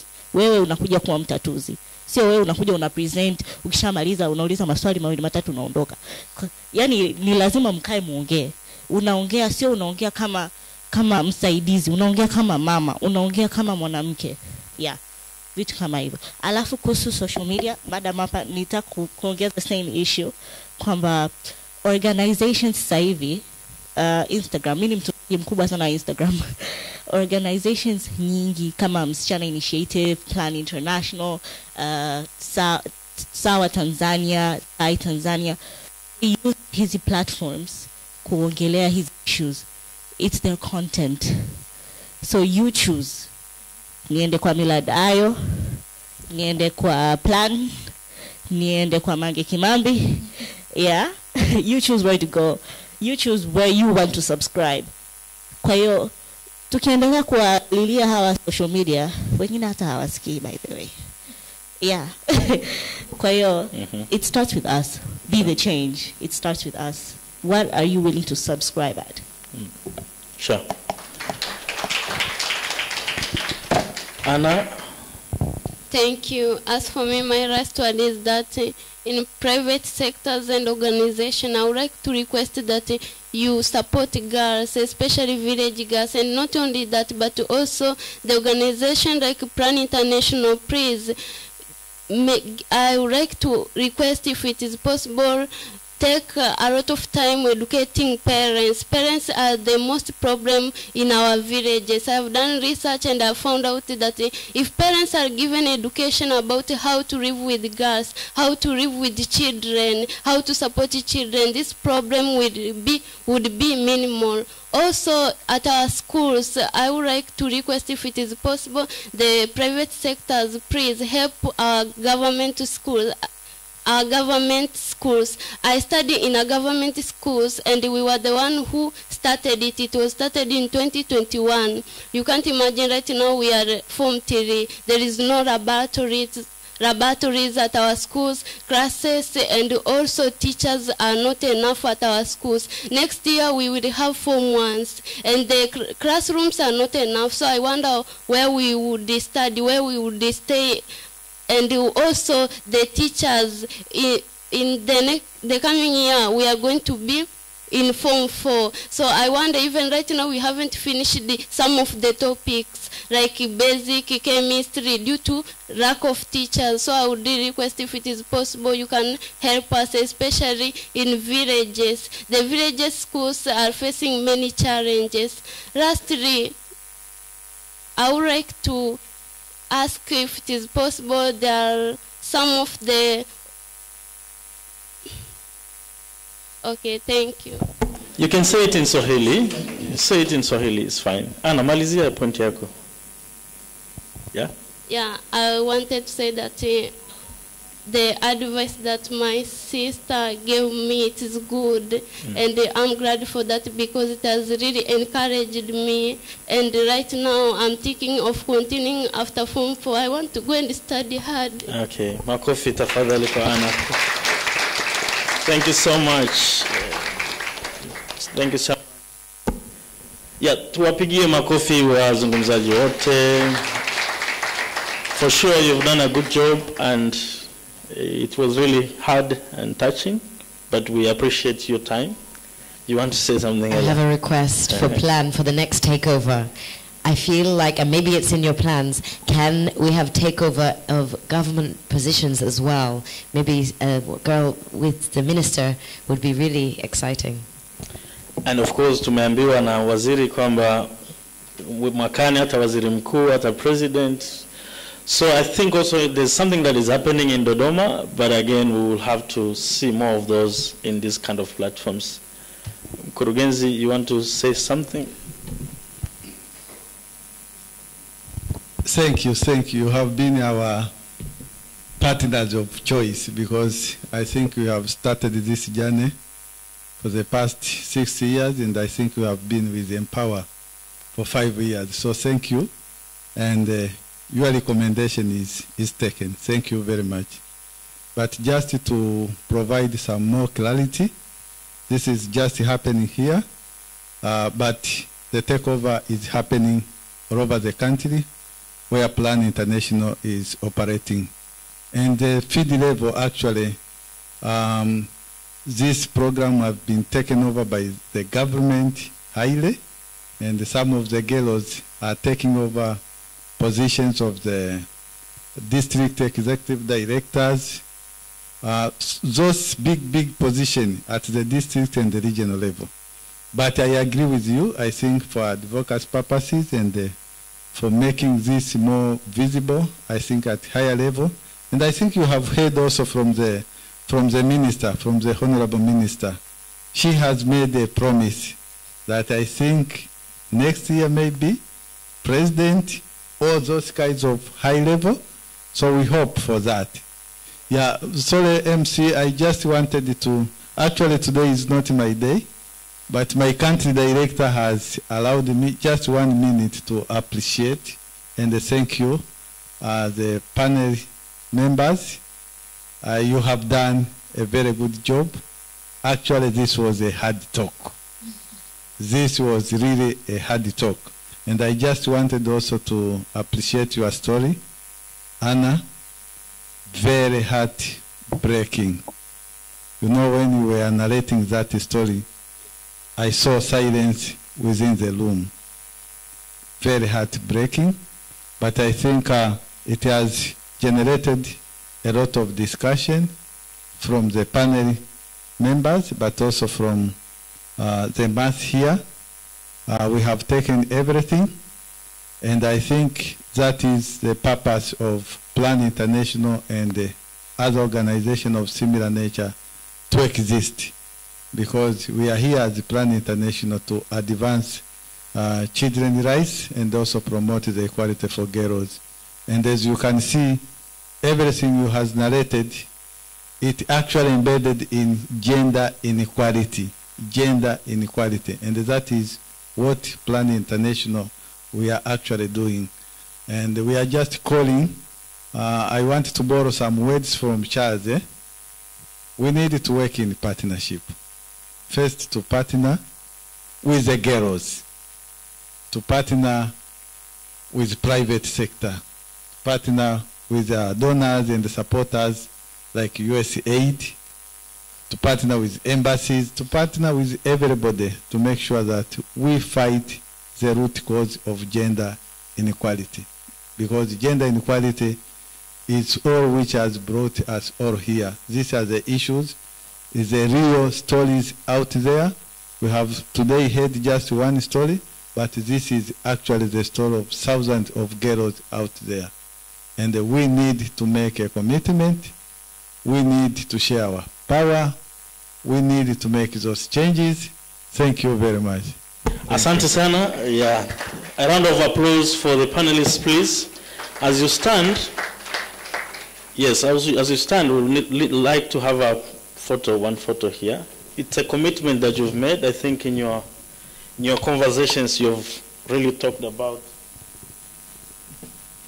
the commitments and everything. So having this photo is a remembrance of you doing your job into. I have to be part of this photo as well. Yeah, the fact that you also did a good job and you're smiling, so you're welcome. And I think after this we're going to having one session, and this is we're going to hear from the USAID representative, and therefore for at least 10 minutes, and then after that we'll do the commitment signing, and we'll be closing our day. So I request for your 20 minutes, and then we'll be done with this agenda. Thank you so much. Asanteni sana, makofi ya ziada kwa.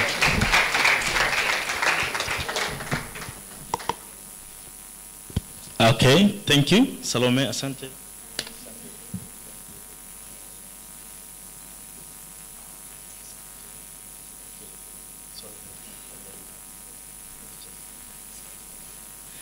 Thank you so much. Makofi ya ziada kwao tafadhali. Now we are going to the almost last part of our agenda, where we will hear for 10 minutes from Naima. There's a very thin line between Naomi and Naima. So initially I introduced her as Naomi, but she is Naima Bahati. Naima Bahati from USAID. Karibu sana, and you can share your thing for 10 minutes. Karibu sana. Makofi tafadhali kwake as she comes here. She's a friend of mine, and we've worked closely together. So for me to slip my tongue was a really big mistake. Karibu. Yeah, thank you so much. So yeah, I worked with Oscar for like 2 years, so it was a big shock when he introduced me as Naomi, and I was like, what? Oh, that's 2 years of working together, and you're still mistaking my name. But yeah, so it's good to be here, and my name is Naima Bahati. I'm the Gender and Youth Specialist from USAID. We know our guest of honor is not here, but I would like to recognize her presence because she honored us with her presence here, and she was with us for like almost an hour, which was really nice of her, and we enjoyed her presence and her speech, right? So Honorable Minister of Community Development, Gender, Women and Special Groups, Dr. Dorothy Gwajima, Ms. Hilda Kibonde, Plan International Country Director for today, representative from embassies, NGOs, and CSOs, Plan International representatives, members of the media, girls and youth activists for the takeover today. Ladies and gentlemen, good afternoon. Na wasalimu kwa jina la Jamhuri ya Muungano wa Tanzania. Okay, so thank you very much for this opportunity to join you this morning. And actually, I wouldn't even need 10 minutes because I'm basically one thing standing between you and lunch, right? So I wouldn't like to take most of your time. I'm so happy to get this opportunity to join you this morning and afternoon today, celebrating the 6th annual commemoration of International Day of the Girl Child and the Plan International Girl Takeover Campaign. USAID is so proud to partner with Plan International and to be part of such an impressive group of girls advocacy as we work together to raise the voices of young women. I bring you greetings from the U.S. Ambassador in Tanzania, Dr. Michael Battle, and our USAID Mission Director, Craig Hart. So a lot of greetings from them to you. I'm so honored to be here with such professional and committed individuals, men and women, who have Tanzanian women and young girls. The United States firmly believe that women and youth are key for the progress and development of any nation. Evidence from around the world has shown that when societies, economies, and political systems values and safeguards their rights to participation, countries are safer, are more secure, and very prosperous. This is why we are so proud to work with Tanzania, the government, and Plan Takeover Campaign, and to raise our voices to contribute to this impressive progress toward gender equality and equity. For improving access to justice, for the vulnerable women and children, to strengthening the projections and responses to gender-based violence in Tanzania. We are currently leading the way, or we are showing a lot of progress in that. So thanks to every partner who has contributed to that effort. We have seen a lot of benefit when we empower young women and girls, right? We have seen examples from few girls who have been taking over this event today, and they are doing massive of progress in taking over other organizations and other embassies outside here, right? So the girls are increasing, taking chances on civic and political leadership and different roles that are driving economic growth and that are driving political and civic movements. In the United States, and other countries around the world, this journey is not an easy journey, and a lot remains to be done. And it is the effort to all of us, and it is the call to all of us to work together and put our efforts together to make these things continue and these things done. But it is a correct and a just path to take, so one step at a time, right? So collaborations like the collaboration we are seeing today with partner like Plan International and others who have contributed like USAID in the Girls Takeover Campaign reflect the best of what we can do to accomplish when we work together toward achieving this goal of empowering girls. Ningependa pia kuzungumza Kiswahili. Kuendeleza maendeleo haya na mafanikio haya, ni muhimu kwamba wanawake na wasichana waendelee kupata nafasi mbalimbali katika meza za maamuzi, decision making, right?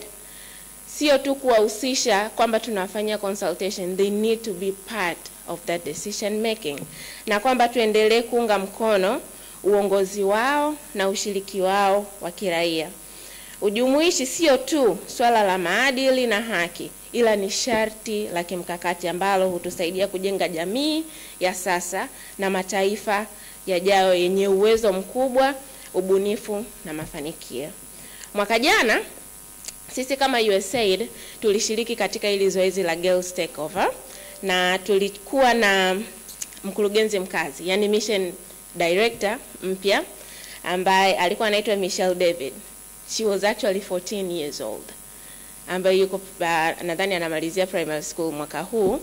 Kwa hiyo tulikuwa naye kama USAID na alichukua nafasi ya mkurugenzi mkazi kwa siku hiyo. Michelle alishiriki katika channel mbalimbali za mitandao ya kijamii za USAID, na alipata fursa za kusimulia hadithi mbalimbali za kusisimua ambazo zilionyesha jinsi gani wanawake katika nafasi mbalimbali za uongozi wanaweza kusaidia kuleta mafanikio na kufikia malengo yetu ya pamoja na kuongeza uwekezaji katika haki za wasichana na wanawake. Na kwa mwaka huu pia kama USAID tunafurahi kuwa wenyeji wa Girl Takeover Power mwingine ambaye anaitwa Gifta Anderson. Yay! So tutakuwa na Gifta Anderson tarehe 2 Novemba ya mwaka huu, and I'm so excited to have her. Ni Gifta Anderson anasomea kuwa clinical officer. She's 19 years old, na akiwa kama bingwa wa watu ambao wana ulemavu. Gifta anaweza kuongea sign language, right? Yes, na anaweza kuzungumza na viziwi au watu wenye matatizo ya kusikia, na tukiangalia vitu ambavyo anavifanya Gifta vina reflect tunasema USAID goals au mihimili ambayo inatujenga sisi kama USAID. Kwa hiyo tuna furaha sana kushiriki katika Girl Takeover mwaka huu pia, na we are so happy to have her kwa kweli. Kwa hiyo tunashukuru kwa kutupa Gifta mwaka huu. Na USAID tukiangalia kitu ambacho anatuletea Gifta mwaka huu, tuna miradi mbalimbali ambayo inasaidia vijana na inasaidia pia mabinti wenye ulemavu, na tumeunda afua mbalimbali ambazo zinatekelezwa kwa njia iliyojumuishwa na inayowashughulikia walemavu na mahitaji yao. Kwa hiyo kupitia miradi yetu, kwa mfano wanafunzi wa madarasa ya chini ambao ni wa kiume na wa kike kwa pamoja wanapata nafasi ya kupatiwa zana mbalimbali za kujifunzia. Kwa mfano wale ambao ni vipofu tunaona wanapewa zile vifaa vya kusoma kwa vifaa nundu wanaita kwa kusoma, lakini vifaa vya kusikia pia. Kwa hiyo wanapata nafasi za kupata hivyo vifaa na vinawasaidia katika safari yao ya kujifunza. Na kwa vijana ambao wapo nje ya shule, USAID inajitahidi kuandaa mazingira na kuunda mazingira rafiki kwa ajili ya vijana wenye ulemavu ili waweze kushiriki katika afua mbalimbali, ikiwa kama wenyewe binafsi au katika makundi yao. Uwekezaji huu ni nguzo muhimu sana ya utetezi mpana wa rasilimali za USAID zinazolenga kujenga haki za wasichana. Na kama mfadhili mkubwa nchini Tanzania, Marekani imeweza kuchangia zaidi ya dola bilioni 7 katika misaada kwa Tanzania katika au niseme ndani ya miaka 20 iliyopita, ili kuimarisha usalama, kukuza uchumi, kupanua ushiriki wa kidemokrasia, kuboresha afya, elimu na lishe ya Watanzania.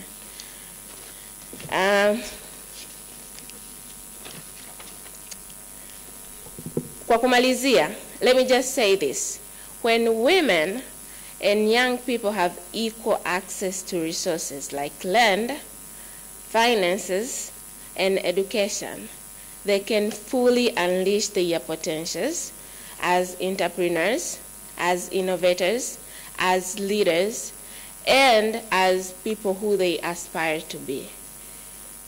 Additionally, access to information ensures informed decision-making and meaningful participation in society matters. Again, on behalf of the U.S. Embassy in Tanzania, thank you all for having me, and thank you all for supporting this initiative, and thank you all for being here. Be the change. Share your power. Asanteni sana. Makofi ya nguvu kwa Naima. Yeah, asante. Thank you, Naima. That was very powerful and useful. We appreciate USAID actually for always being with girls and for always being with us. Asante sana. Sasa, we are almost there.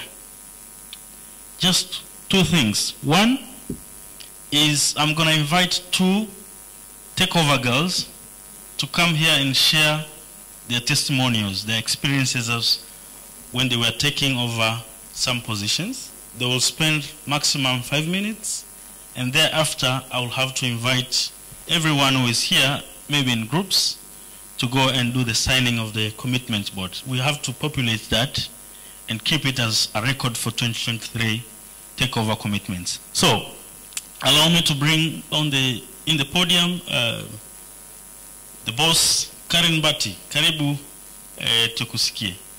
Makofi kwa Karen tafadhali. Wakati huo, Justina, please get prepared. Karibu sana. You want to use podium or just a mic? Hello.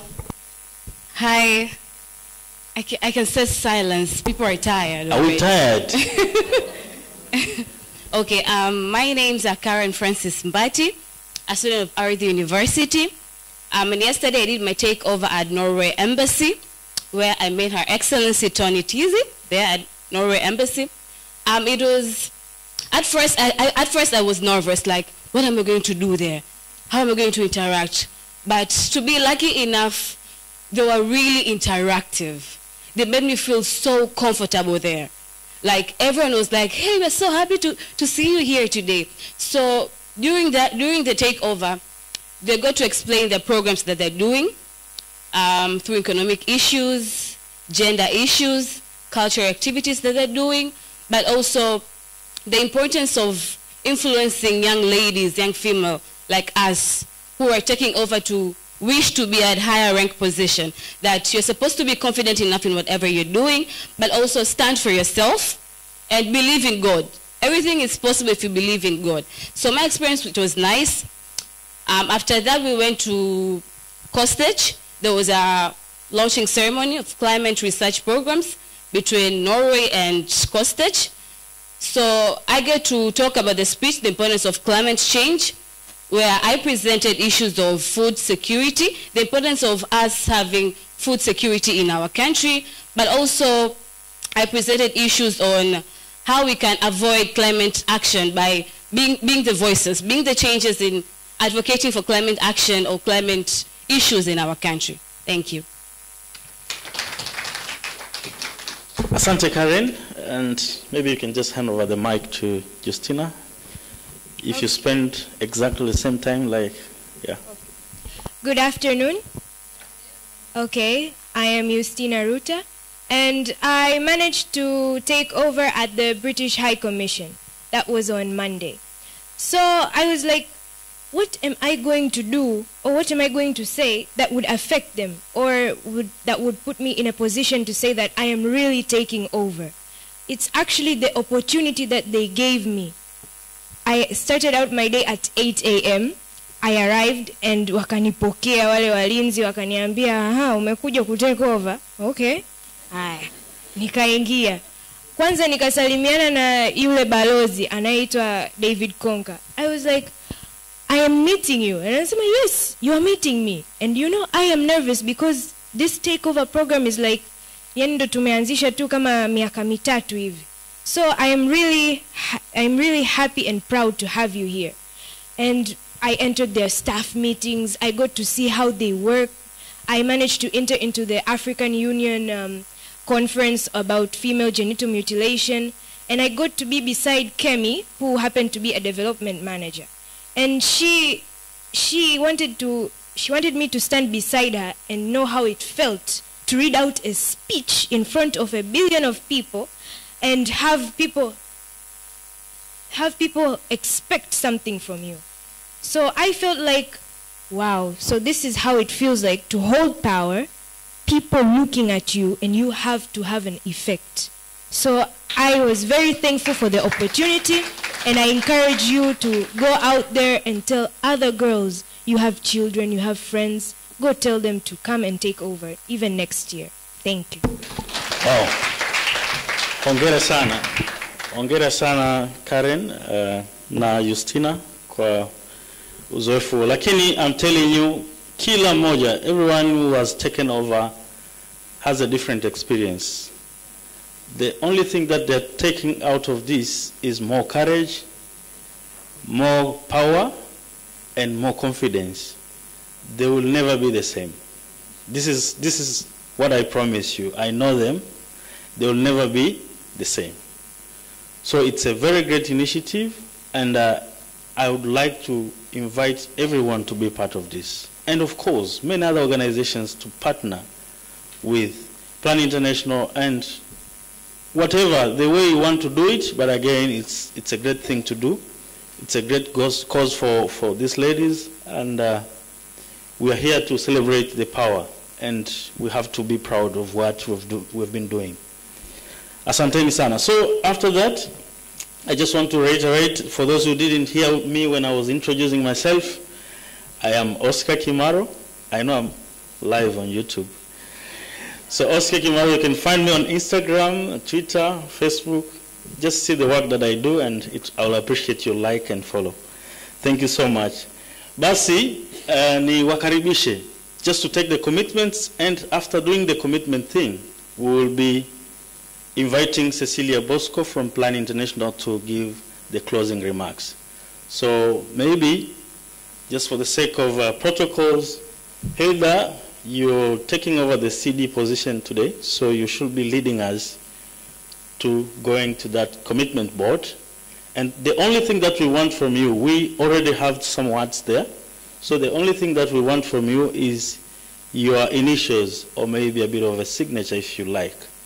So saying, whatever has happened today, I commit into taking this forward and making sure more girls have power, and of course, if the opportunities arise, then invest on girls' activism. Okay? Sawa sawa? Are we all ready? Okay, so we start with the high table. Hilda, you lead us. And then make sure you use as small space as possible, because we are many. Very few exceptions will allow for a bigger initial or signature, but again, I would really wish you not to spoil what the minister has written there. And then USAID colleagues, you can also join. And we'll be calling some other members of the floor to join the signing. And make sure you position yourself so that we are able to see to get the photos, the pictures taken. All the host organizations for takeover, please stand up. If you are a representative from the takeover host organization, you can also join. Yeah. Karibu. It should be a quick exercise. Yeah. Thank you. Hii ina maana kubwa sana kwamba tumezungumza, lakini hayapaswi kuishia hapa, kwa sababu tunafahamu umuhimu wa signatures zetu na maana zilizonazo katika maisha yetu ya kawaida. So tunaweka dhamiri ya kwamba tutaendelea kuhakikisha wasichana wote wanapata stahiki zao muhimu. Staff wa Plan International na nyinyi hamjaachwa.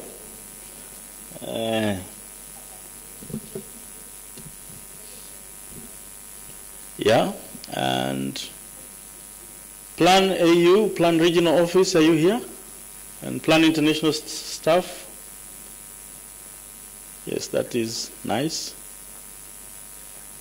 It is always good. Sante from Maristops. Thank you. Thank you. And the CSOs and international organizations who are here, we can also join. CSOs, international organizations, panelists, and the CSOs, please. Yes, yeah.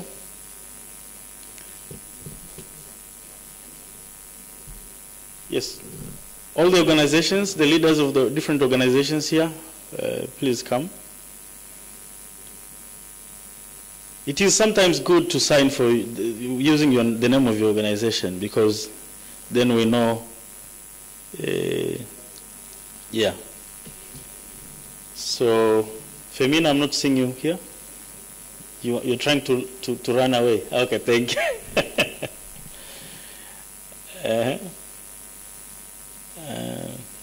Yeah. Chaz, do you want to live with the board?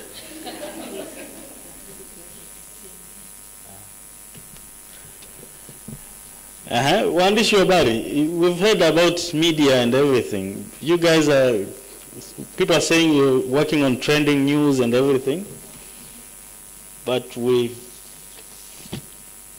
want to make sure also you're committing into doing something. Okay?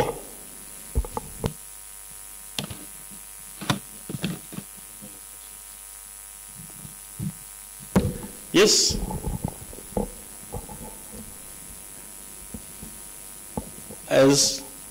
As girls activists, you also have a role. Takeover Girls in Lopita, the former Takeover Girls, you come and do your commitment to continue empowering your colleagues as well. Yeah? Takeover Girls will be the last, but that does not mean we'll have actually left you behind, no? I see some other groups. I've seen some people who have not moved, so I don't know where are they belonging. What is that category? I don't know.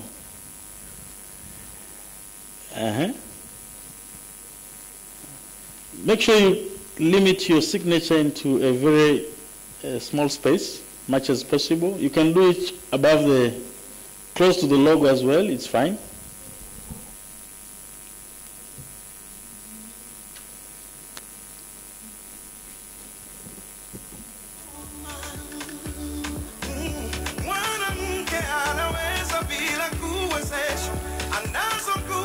Good.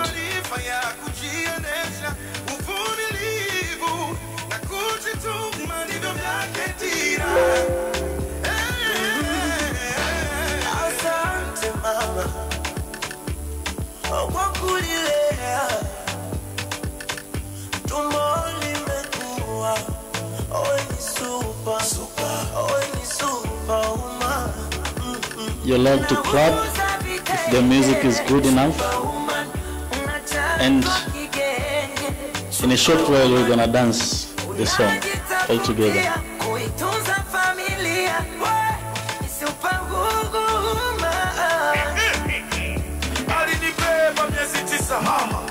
Alipata shida mama, kichefuchefu kutapika mama, na hakunichoka mama. Leo napata heshima na heshimika sababu ya mama. Mungu akulaze pema na sitoacha kukuombea mama. Kila mmoja amekuja. Cecilia, tafadhali.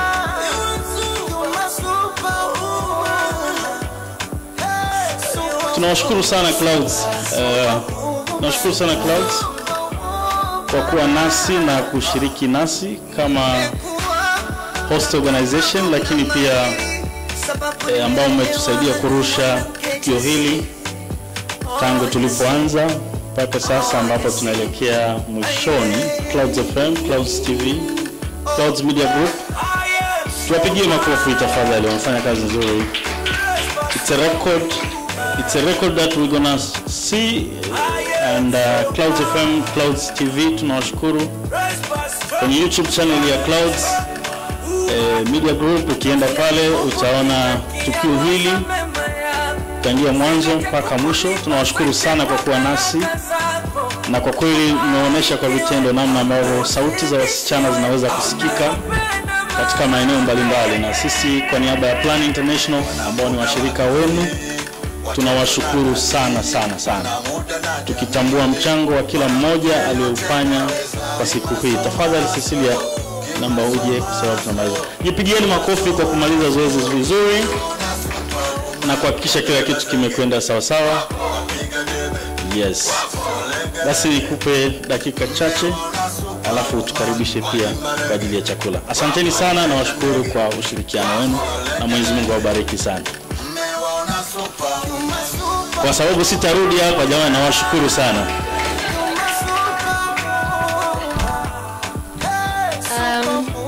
Good afternoon, ladies and gentlemen. Yeah, thank you very much, MC OK, as I like to call him.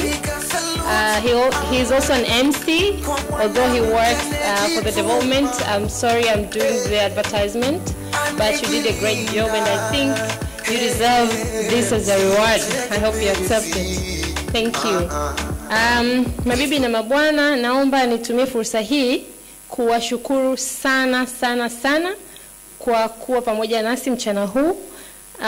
Na niseme tu kwamba program hii ya Girls Takeover ni endelevu, na kwa mwaka huu leo ni kilele. Kama mlivyomsikia Mheshimiwa Waziri kwamba alikuwa anahitimisha rasmi, japokuwa kuna baadhi ya takeover hazija happen, na sitakuwa very formal. I'll try to make sure that I speak about all the important information and not trying to be very formal. So one of the things that I want to talk about as I'm closing this special occasion is to express Plan International's heartfelt appreciation to all of you, each one of us who is here with us today, for the honor to host you. We are very much delighted, and we are happy to continue this conversation.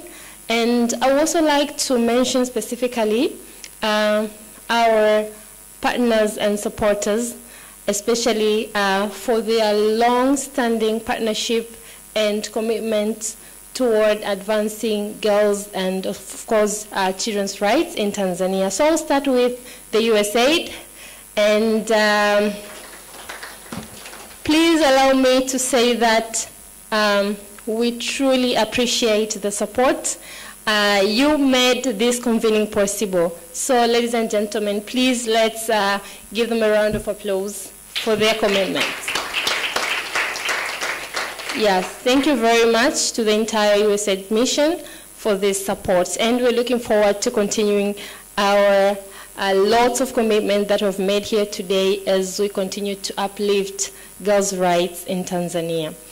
Please allow me also to mention the unwavering support that we have been receiving from Empower. As you've heard, we have been working with Empower for the last 4 years, and this is incredible. Thank you very much. Yeah, and apart from Empower, also from the private sector, we have CRDB Bank. We pitched the idea to CRDB, and they were really happy to know about the initiative. I know they have a number of women-centered initiatives as a bank, and of course with the CRDB Foundation, they're also doing an incredible job. They are on board right now, and we are looking forward to having them on board also next year and to continue the work that we're doing to empower girls in Tanzania. Apart from CRDB, please allow me to mention the embassies that have been supporting Plan International for the past 6 years. This is incredible. So we have the Norwegian embassy, the Royal Norwegian Embassy, and we also have the Swedish Embassy. We also have the Irish Embassy. We have the British High Commission. We also have the EU. Of course, this year they're not part of the takeover, but they have been supporting us for the last few years. We also have CCBRT. You all saw Brenda here in the morning. She's one amongst our biggest supporters, and she is committed to empowering a girl child in this country. And for that, even though she's not here, please, ladies and gentlemen, allow me just to congratulate Brenda for the great work that she's doing. Yes, please allow also me to mention a youth-led organization that they've come on board for this year for the first time, TAI Tanzania.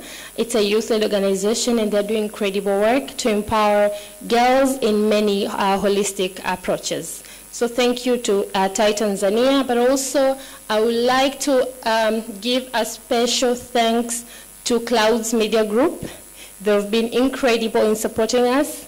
If you're a fan or you listen to media, at least traditional media, but also social media, I'm sure you might have come across sort of, campaigns. This campaign, the Girls Take Over campaign, we are running a series of audio jingles that are mainly centered to tackle the negative narrative about a girl child. So we are trying to address the communities on the issue of empowering girls by giving them opportunities to lead. So Clouds have been really incredible, supporting us with all the airtime, with all the presenter mention, with all the digital engagement. We really appreciate, as we know, your business, but giving this kind of dedication to make sure that the communities are able to hear the voices of young girls. It's incredible. And also just to let you know, ladies and gentlemen, we are also live, and this is also facilitated by Clouds Media Group. And please, can we all give a round of applause for Clouds Media Group? Thank you very much. Please allow me also to mention the unwavering support from BBC Media Action. They've also been incredible to supporting the girls' initiatives in Tanzania, and we've been working with them for the last 3 years. This is also incredible. I would also like to mention Plan International. And not just to mention, but even though we are owning the initiative, but also it depends with the leadership. Please allow me to congratulate our leader, Mr. Paul Usato, for being a man feminist who supports the girls' empowerment and the cause to empower young girls in this country. Please a round of applause for Mr. Paul. Thank you very much. So maybe just to add on that, as we all know, we've heard about, I think a young lady asked about boys' involvement. So we're talking about also men involvement. Having men who support our initiative to empower girls and women in this country is so incredible. To have a boss such as Paul who supports such kind of initiative is really incredible. And with leaders like him, I'm sure we should be able to achieve the great milestone that we're looking for. Apart from that, we also have Maria Stops, our partner. Ladies and gentlemen, please a round of applause to Maria Stops. I know that we are having you this year for the first time, but I'm sure this is going to be a continued partnership, and please welcome to the space. I know it feels good, right? Yes, it does. Oscar is nodding, so I'm sure it does, and I'm sure we'll also have you on board next year and more years to come. I would also like to mention the unwavering support we've been receiving from Hodan, from the UN Women. She is an incredible woman. She's been supporting and mentoring girls since we started this initiative. Please, tumpigie makofi jamani.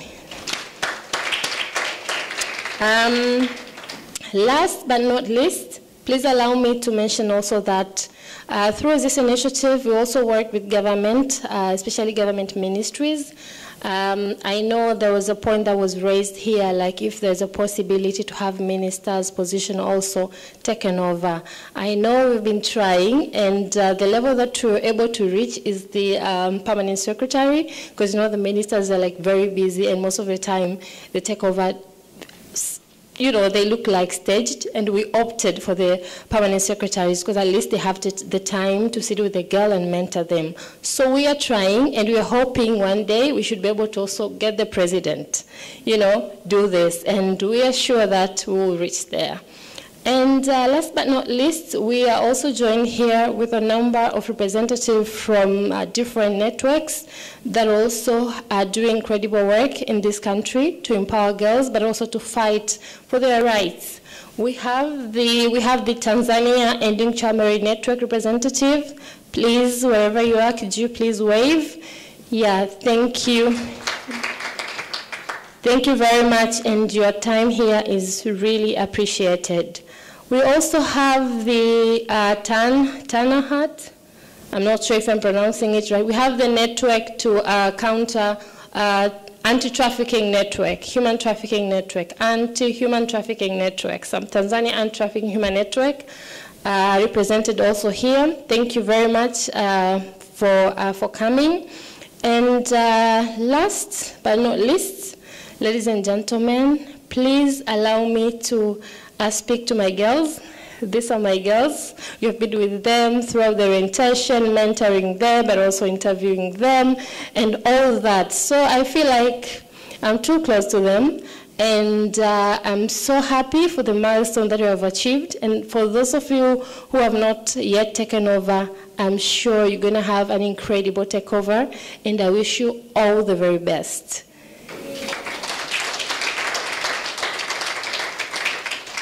Yeah, and to wind up, after your takeovers, you all know that we have Youth for Change, an organization that all Girls Takeover alumni are allowed to join and continue this course, right? So please get in touch with Jessica. She will support you on that. And to wind up, I would like to congratulate my team for the great work they've done. Davis, wherever you are, please. Yes, and we have Jessica. Jessica, yes, thank you, Jessica. And we have Jumanne, please.